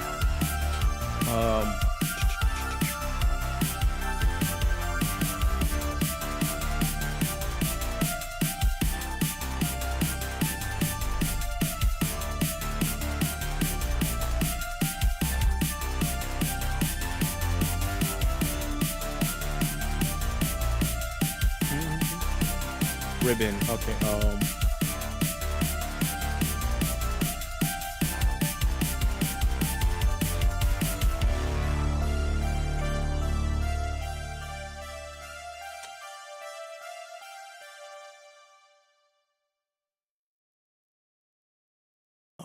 A climbing speed equal to your walking speed.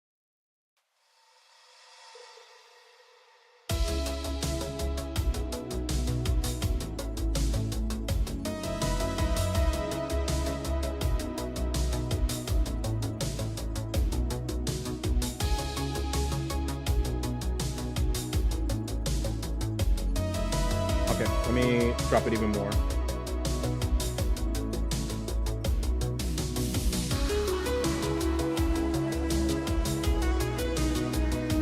Okay, how is it now? I have it down to like 2%.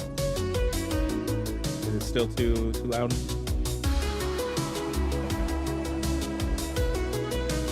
Interesting. Okay.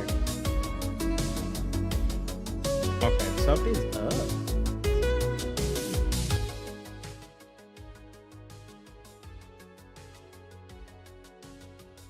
Okay.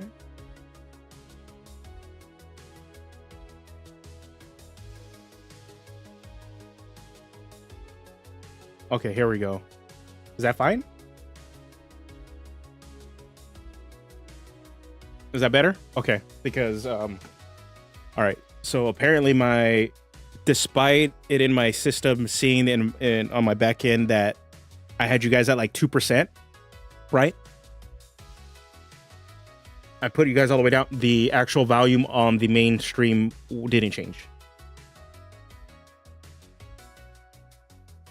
I mean, okay, it's the correct thing.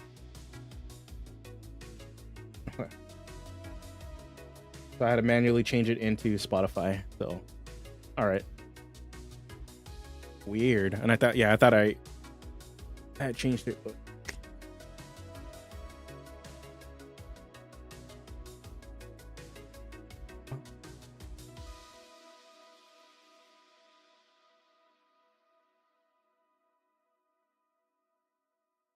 Okay. Go.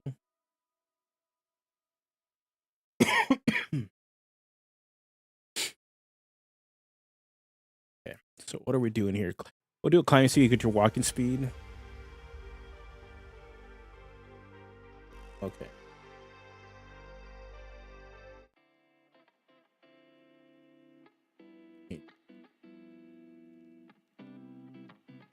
Change it up.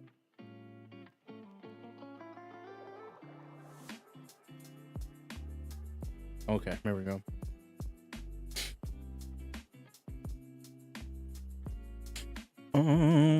Okay, climbing speed, you get your walking speed. We'll do this.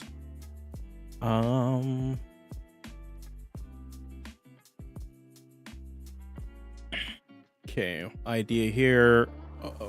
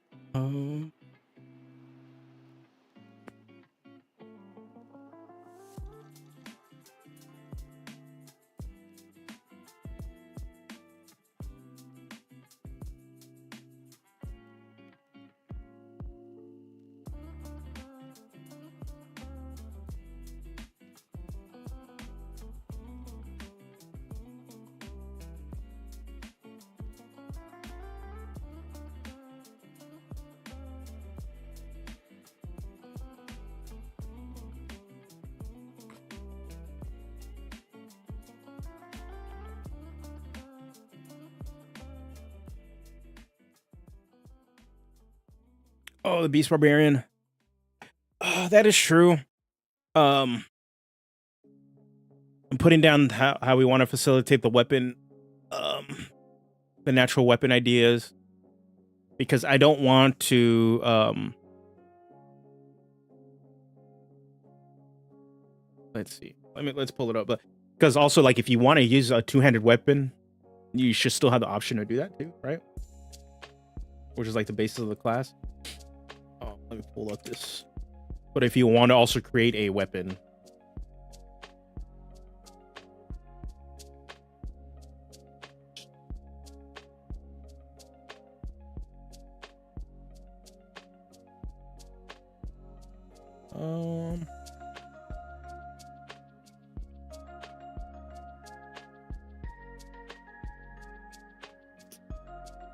let's go Beast Barbarian. Oh.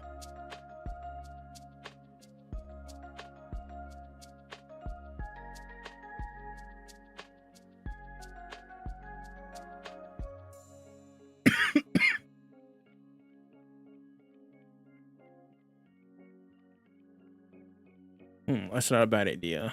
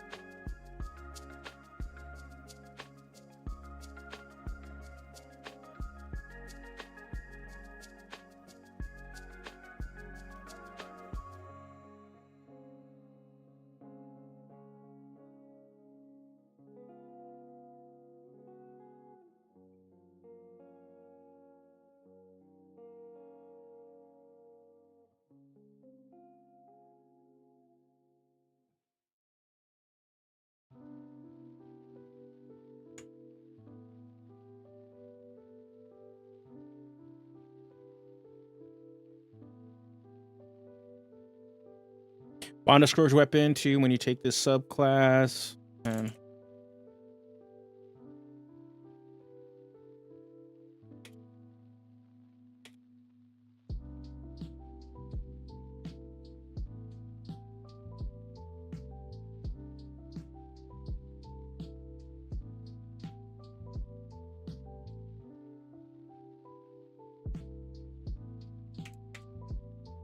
the previous bonded weapon. The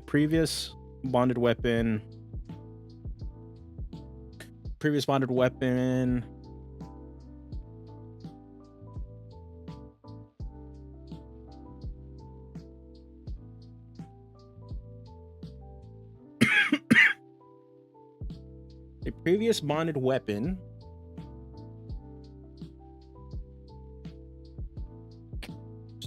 The previous bonded weapon.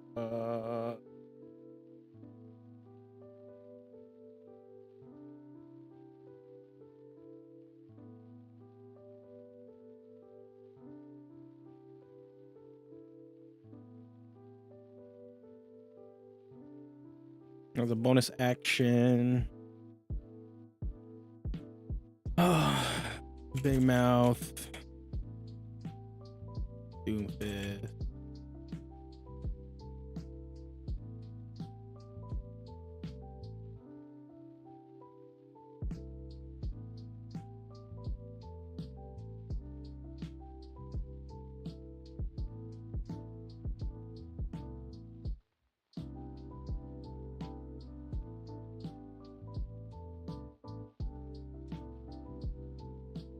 I think it's going to be like a cross between... I'm just putting ideas down right now. Because...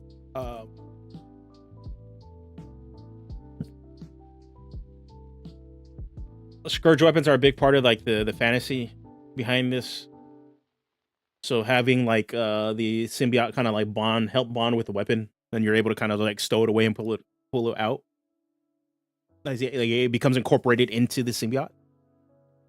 It's pretty sick. Like very, very evocative. But also like making your mouth freaking huge like Venom. And then you have this big claw hand that you can just like you can scratch people with. Smashing. Okay. We need a bludgeoning option.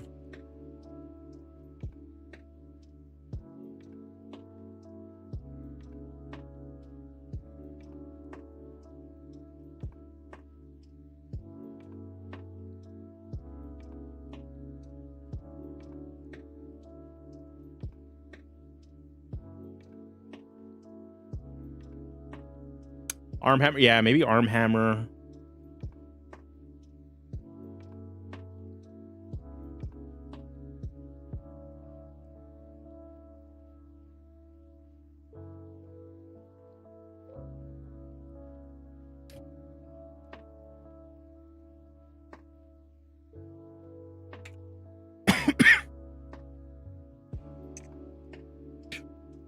Okay.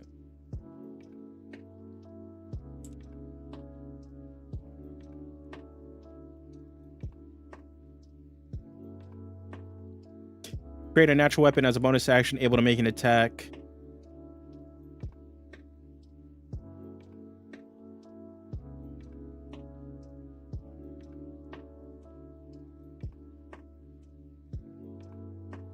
Counts as a Scourge weapon. Counts as a Scourge weapon.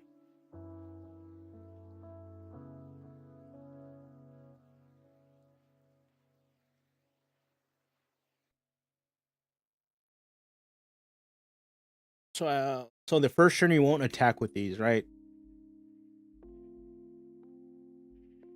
So you'll summon it as a bonus action, and then on subsequent turns as a bonus action, you'll be able to make an attacks with these.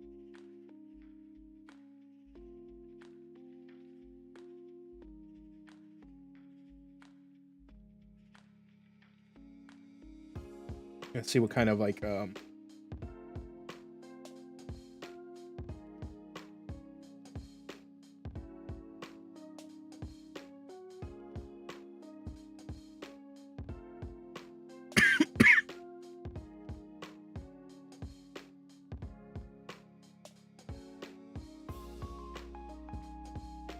Okay.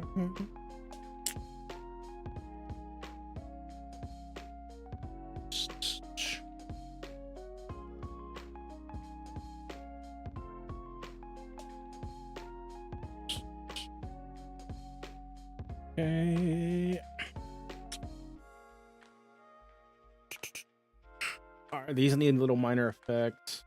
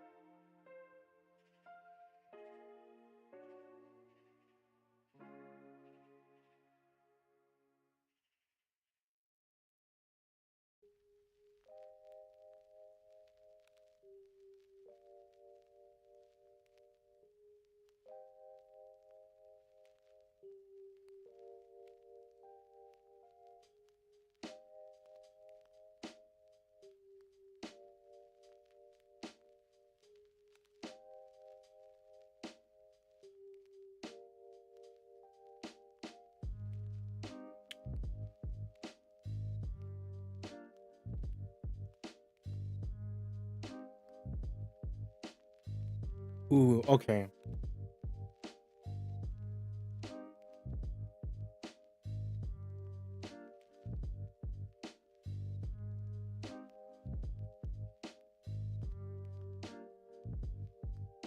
Mm.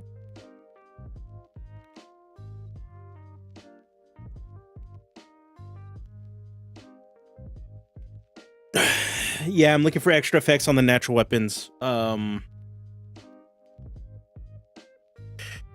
To give it a little bit of spice instead of just being different damage dice.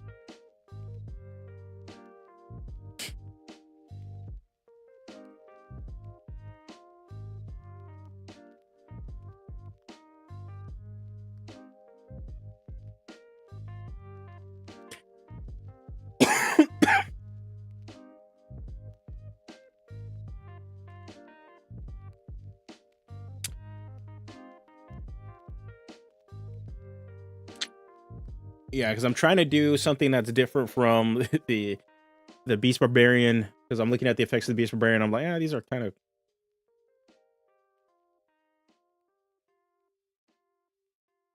of whatever on some of these.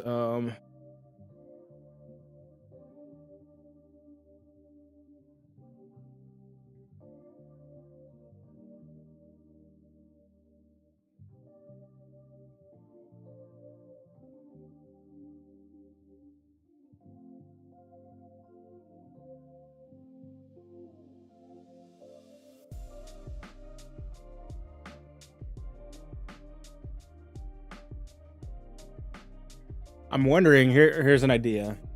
I'm trying to figure out how to do this with the rules. To have, that's kind of like you're taking too much to do something that can be done simpler. Never mind. I'm gonna scrap that. Almost scrap the idea of one idea that I had.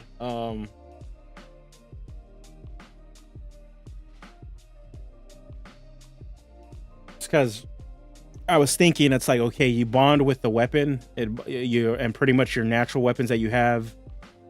Pretty much, you bond with the weapon. You take a lot of the traits that you have on it, but you change its shape to one of these natural weapons so that whatever the damage die of that weapon you bonded, and if it has any magical properties, it's all incorporated into that natural weapon.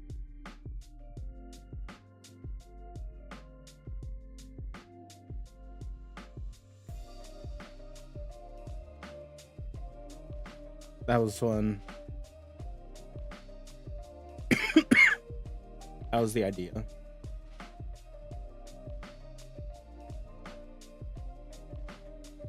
Makes it a little bit different, but then that means these effects have to, the bonus effects have to change how it is.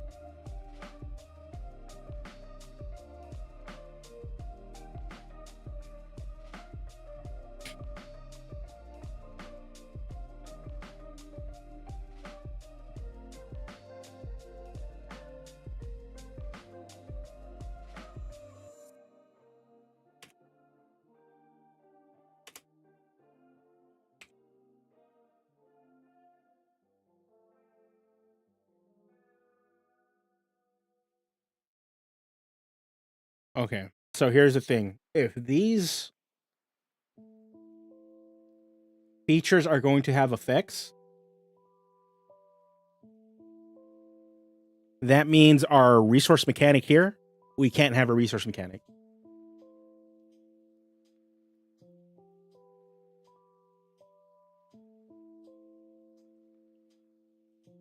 Because they're eating at each other's space, design space. They're what this resource mechanic, and then it's going to have features here that will allow you to spend to do stuff and give you effects on your attacks and whatever. And if the natural weapons already have baseline effects, you can't have that here.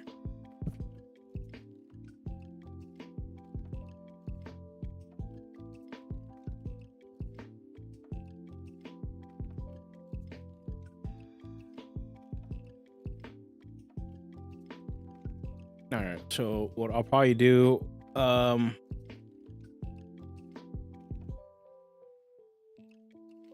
reason we're so heavy, well, we'll see what we do right here.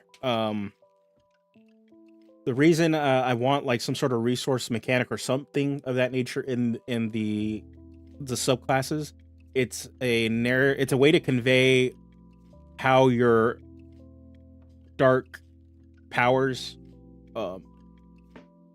actually operate. So that is the main thing, how that hint of vileness, I guess, wherever you're generating your powers from actually stem from, since the core class is a martial, while all the subclasses have a supernatural like dark element to them, right? So we have Terror Titan, which is going to be your vanilla option. We use Terror Dice there. That alters your attacks. You're mainly a fear-inducing martial. It is probably your most vanilla-based option that I'm having. Infernal Champion is the Hell Knight. You're a third pack caster here. So you have a pack casting to help facilitate your other abilities that you're going to get here. Death Sentinel is your Death Knight. You are a third caster. Pretty much you're getting enchantment and necromantic abilities here. And then Mind Tyrant here is you're using Side-Eye. Yeah, Terror Titan is a scary version of Battlemaster. Yep, it is my vanilla.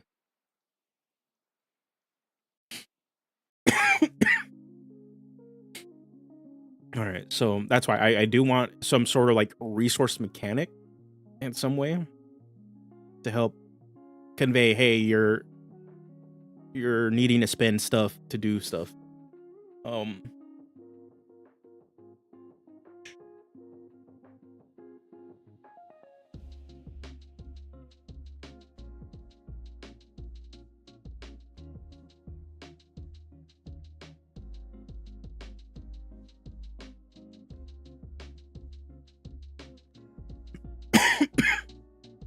But looking at it, I think this natural weapon creating sort of thing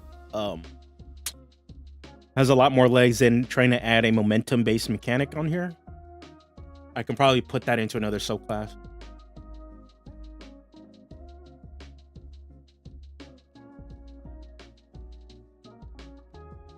Because I think that like when people say, okay, you can play Venom or Carnage, the main thing you're trying to look at is, can I get a big ass mouth? Can my hand turn into a weapon? Like, can I have some level of shape, like minor shape shifting, right? That's pretty much what people want. Yeah, it would be.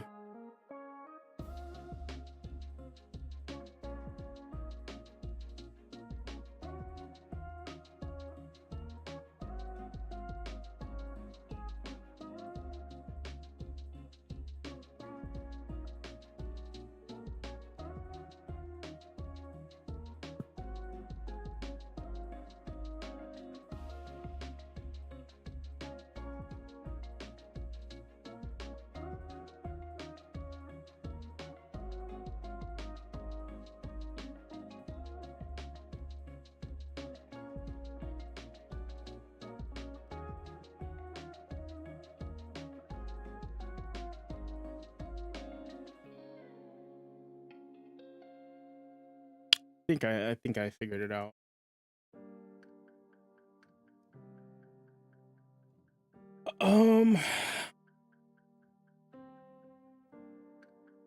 Okay, hold on.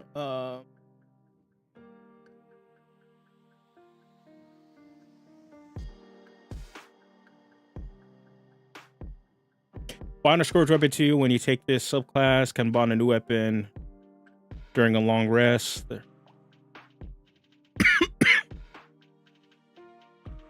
Is bonded.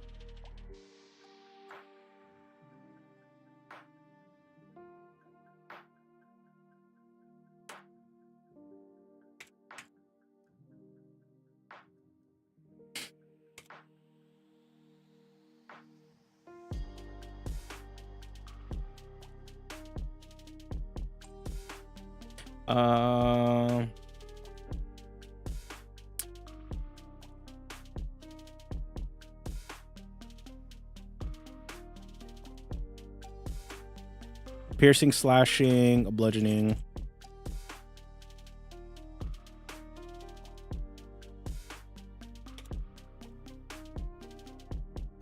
Bludgeoning,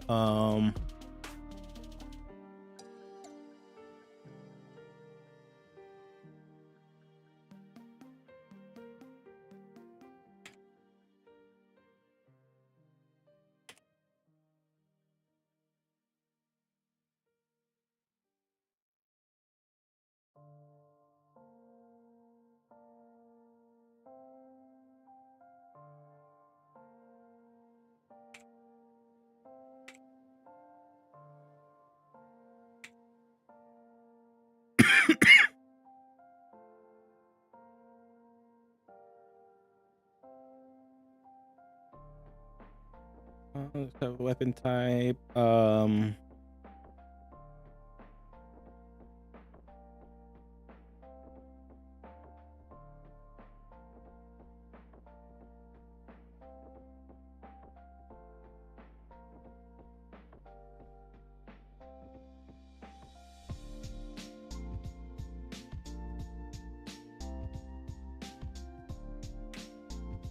okay, I think I figured it out.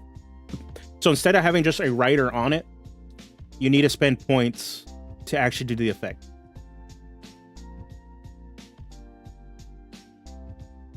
And then what we can have here is you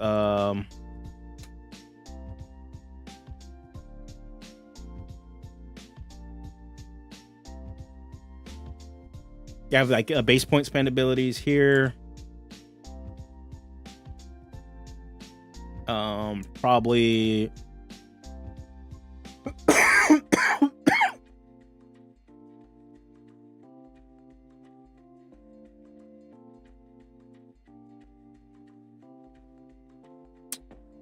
thinking.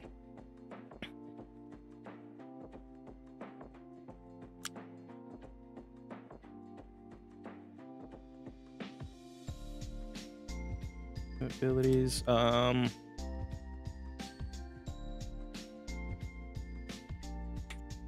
Dash has a bonus action.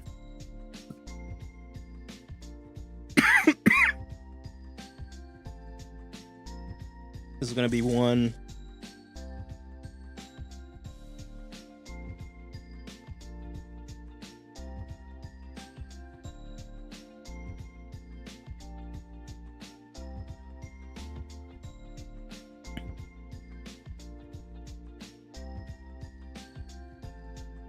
Dang, I'm trying to think.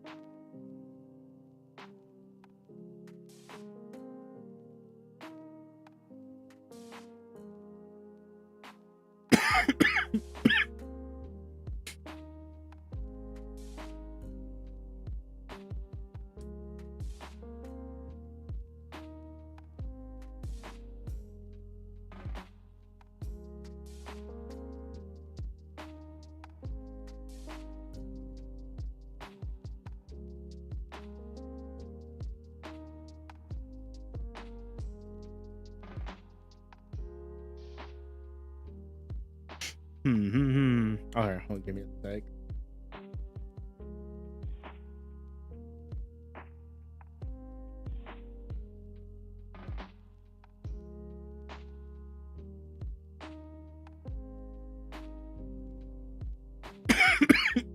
Dang, coughing for some reason.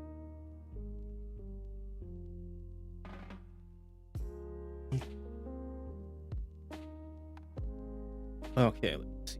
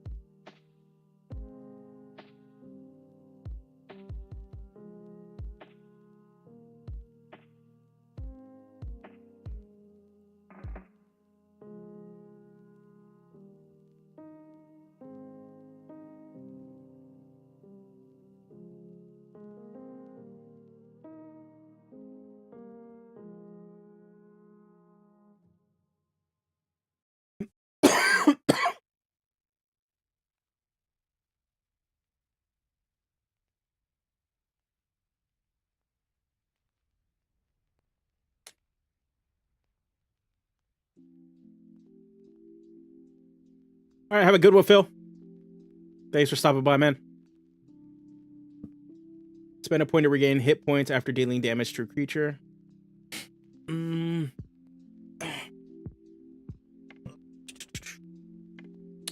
Maybe. Well, all of these, we're gonna have some baseline options to kind of help facilitate stuff, but then each one will have its own power. This one will regain.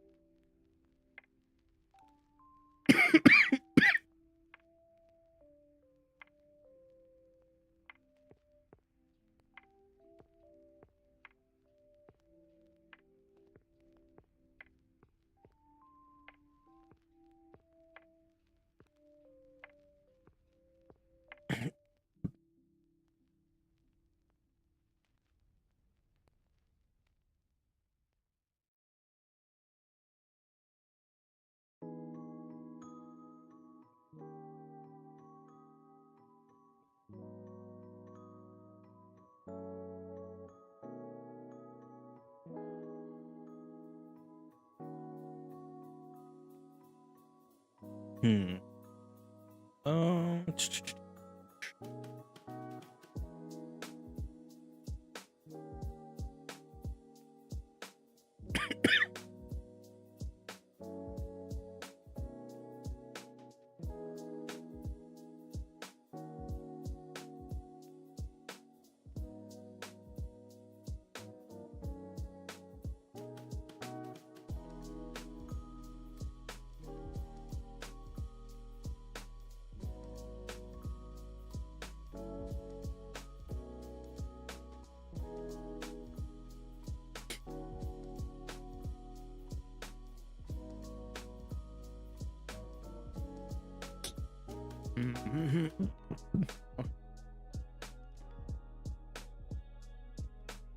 Got a lot of ideas down. All right, my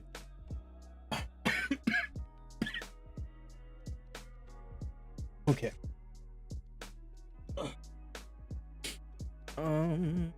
Let's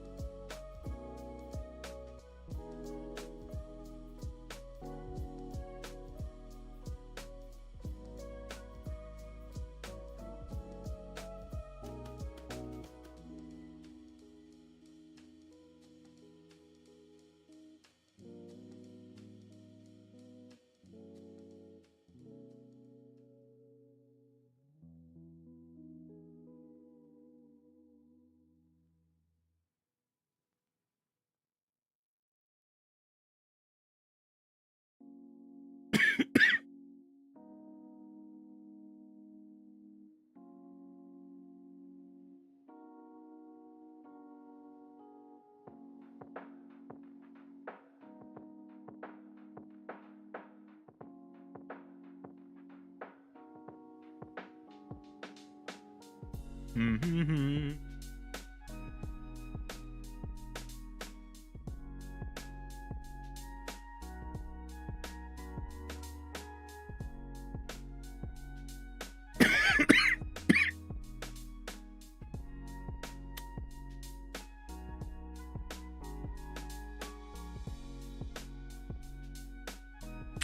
Trying to think.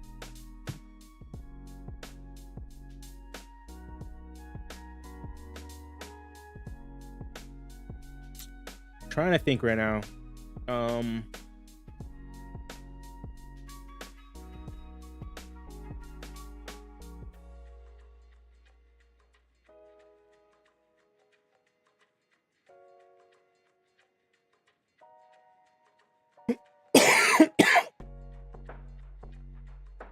Yeah, I don't know why I'm coughing so much. I have a big old jug of water right here next to me. But I have pretty much during the holiday season, I got sick with the flu, so I still have like a residual cough from it. Not fun. Right.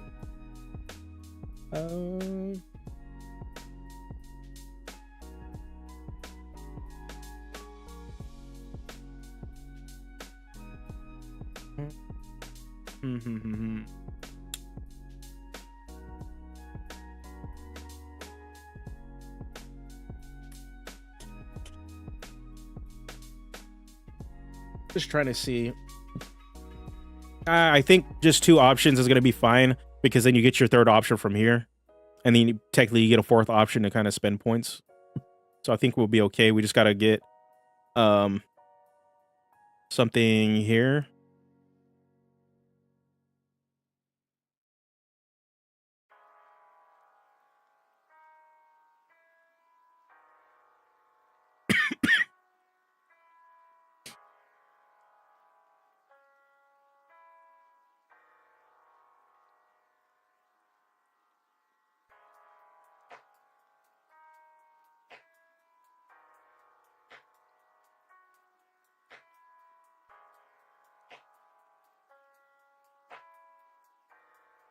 here.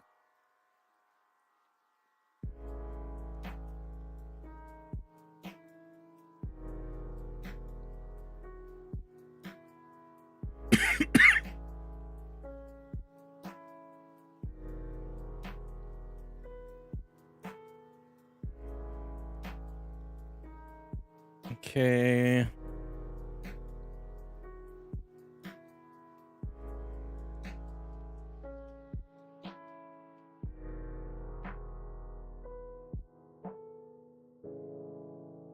Ooh, oh, yeah.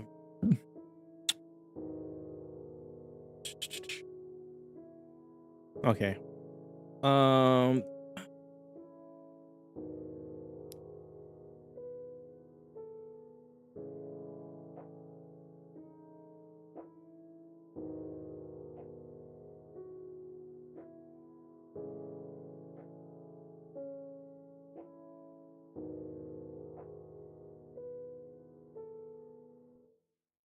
Okay, I just need to make a note here. We need to rethink. Oh, okay.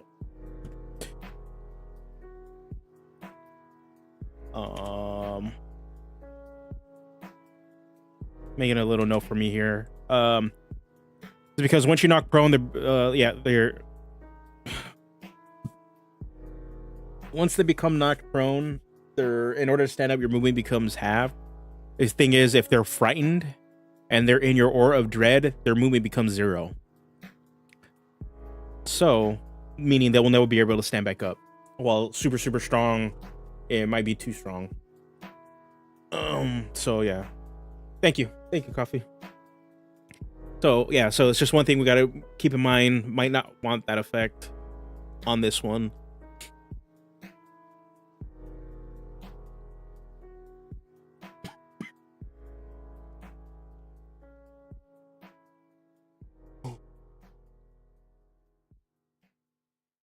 Okay, so yeah, we have that. So it's something to keep in mind. Get some names for it. Get walking speed.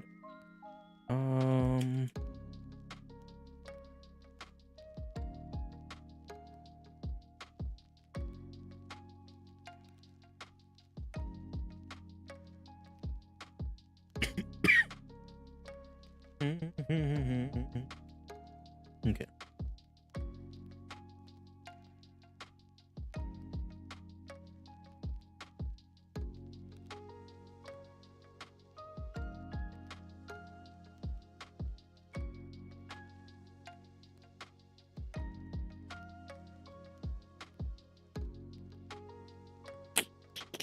Okay.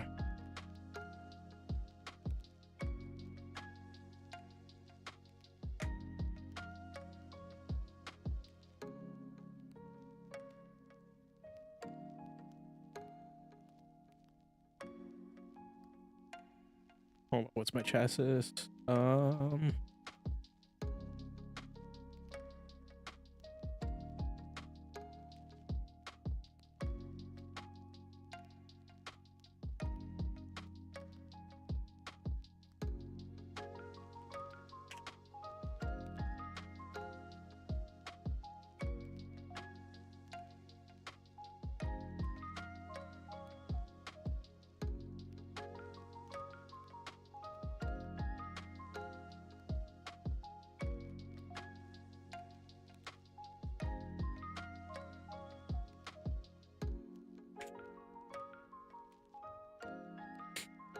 I'm gonna do something like that as an upgrade. Maybe for the hammer arm, you can stagger or shake the target, like impose a penalty on attacks and checks based off of strength index.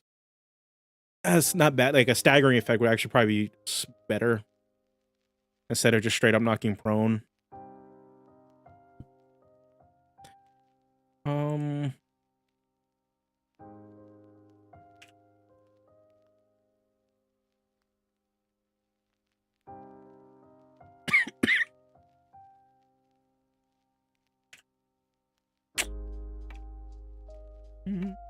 It's kind of the problem, right?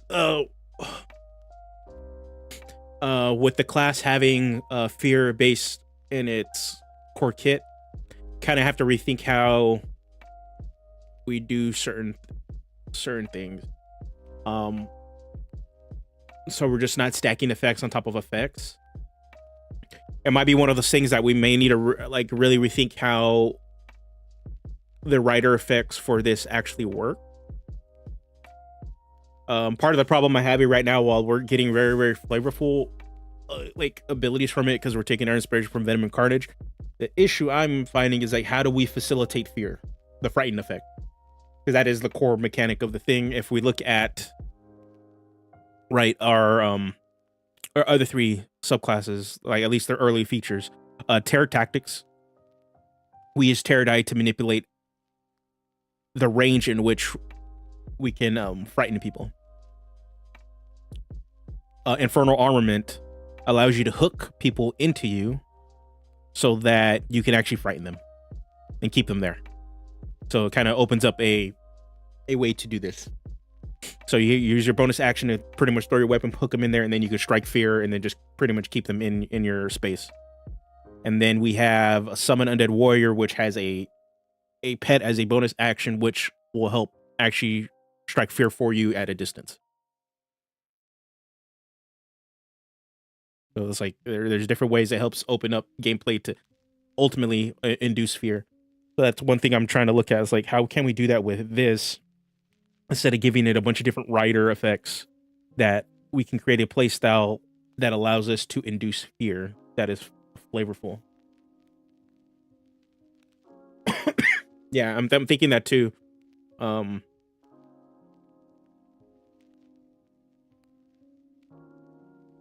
I'm liking the idea of being able to change the damage effect and having like you use your mouth, your claw, or something like that.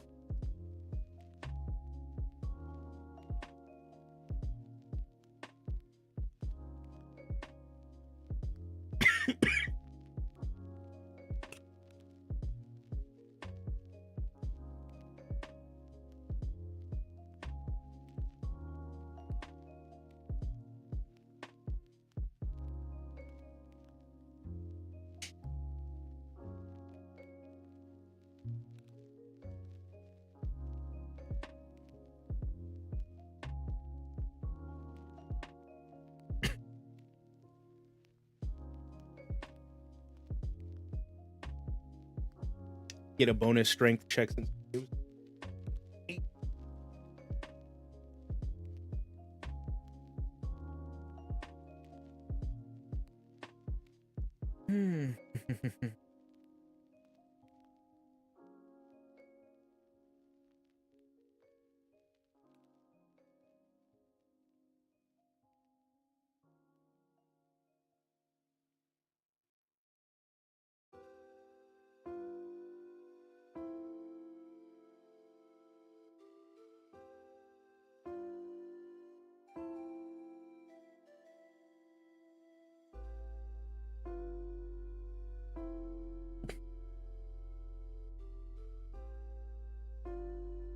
I think with the Blood Reaver, and hence with the name like Reaver, I think what I'm wanting to do is that you're eating up blood, right? You keep stealing blood from everybody like a vampire would, and then your resource mechanic will be the temporary hit points that you gain from that. You're gonna constantly be spent, like you'll gain some and then you'll spend it. You gain some and you spend it to kind of like to do effects. That's what I'm thinking with that. Part also, it's a little different since nobody really uses temporary hit points as like a baseline to like for a spending mechanic for 5e, at least in the core stuff. That's something I like you don't see.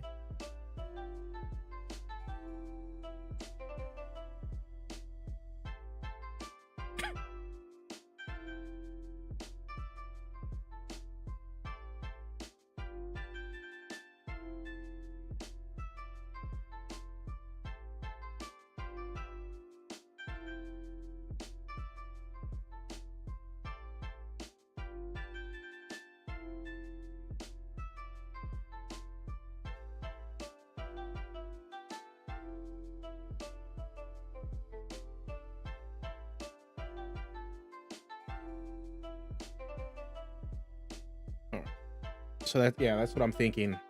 Um, trying to think, man. All right, I think we'll step away from this one a little bit. I think the big question we gotta ask how. Here.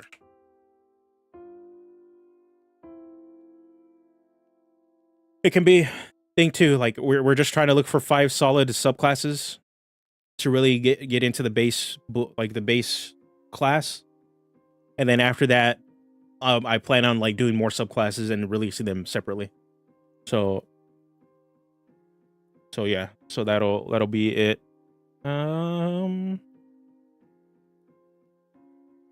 Okay.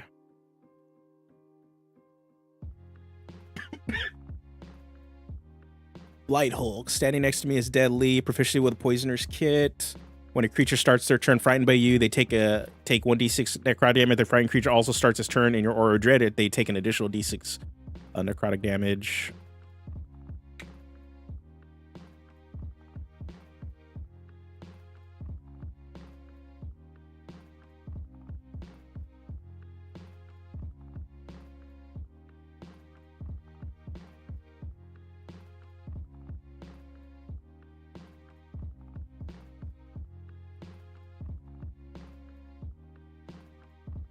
Maybe you can infect with a parasite, which causes fear. Oh, that is pretty damn scary. that is starting to remind me like Illithid. You're a mind flare. Oh.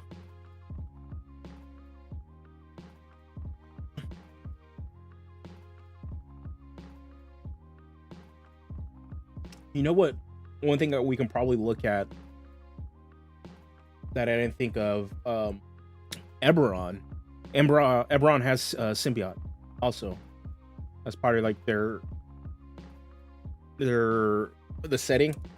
One of the dwarven, actually some of the dwarven clans that live in the mountains, they actively fight against the Dalkir and their symbiote.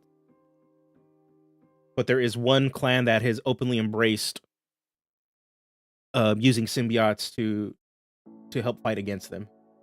So there are magical weapons there. There's that one. There was another one I was gonna look at, and my mind just blanked. My mind blanked.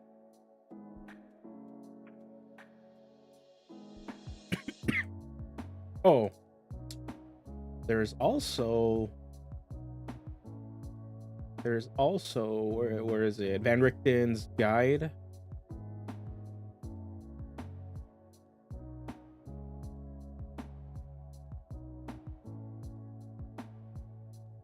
Van Richten's Guide to Ravenloft.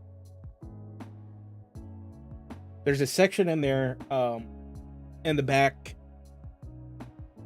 where the creatures are more like you're creating minions and giving them like little special effects that are actually pretty cool to think about for class features. Ravenloft. Monstrous minions. Alien mind. If a creature tries to read the minion's thoughts, and that creature must succeed on a saving throw. Creature stun. Minion's mind. The minion can be compelled to act in a way contrary to his master's instructions. Sacrificial minion. When the minion dies. Telepathic minion. Selfless bodyguard.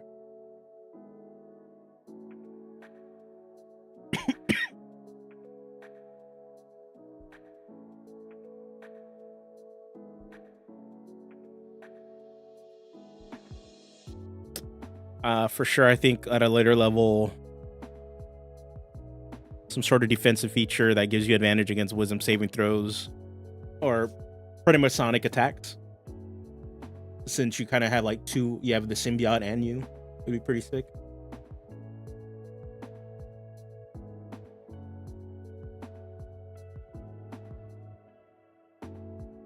Eberron, I mean symbiotes.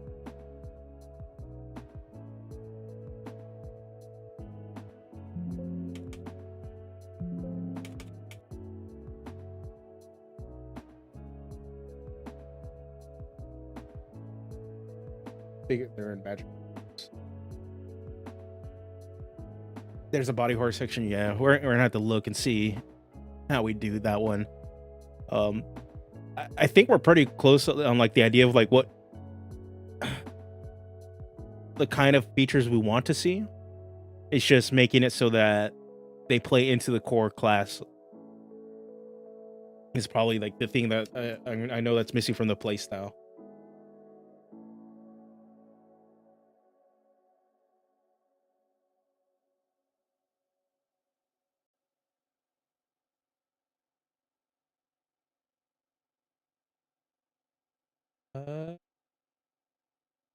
Man, there is a, where do they go?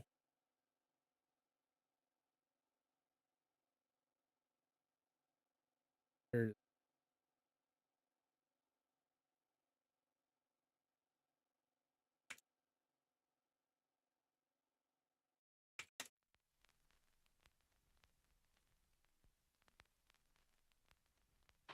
Symbiont.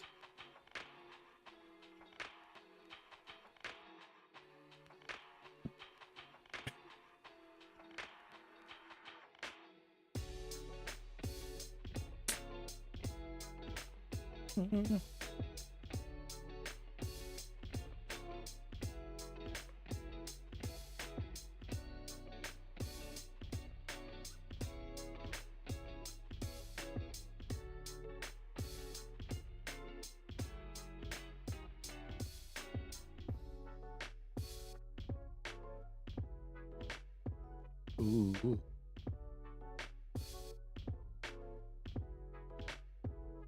I'll look this up. I think I'm gonna be just wrapping it up here though for the day. Get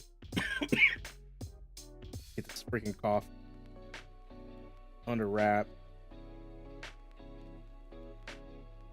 Oh my god, that's why all the symbionts are thrown in here like this. Okay. I think I'll wrap it up. I'll try to stream again this month before we release a new video in February. Thank you guys for all for showing up for this little mini comeback. Truly means a lot. I've been gone for a few months, but yeah. So February, new video. We're talking about Sonic Goblins. We're talking about the blue from 3rd edition. We're gonna be looking at a bit of the lore, the features I gave it, and then how to actually implement the class for players and for DMs into your 5e games. And then the follow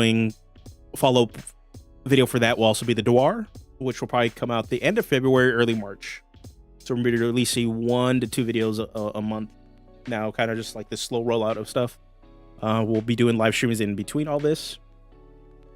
So yeah, and hopefully by next time I stream, maybe the art for some stuff will be done for you guys to check it out too.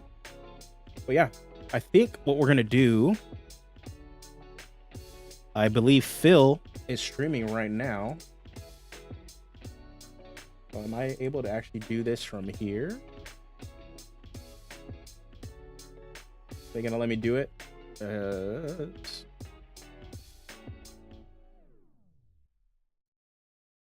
Damn you, YouTube. Okay, let me see if I can do it from here.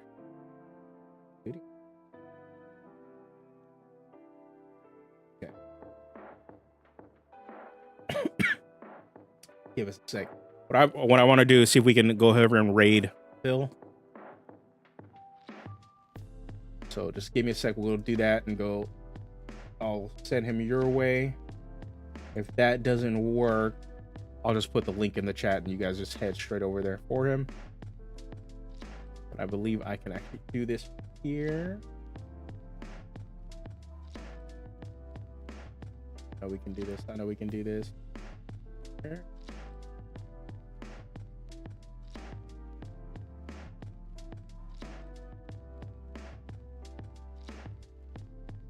No, we can do this.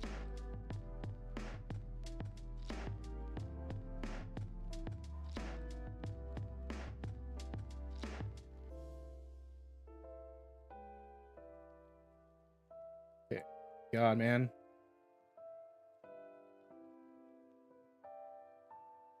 Hold on. Gotta be.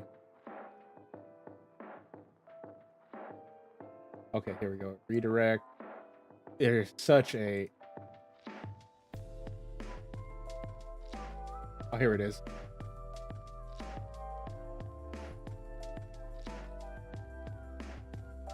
Okay, cool. All right, I'm gonna send you guys over to Phil. So you guys take care. You guys have a good one, and go say hi. Go say hi, hello to Phil.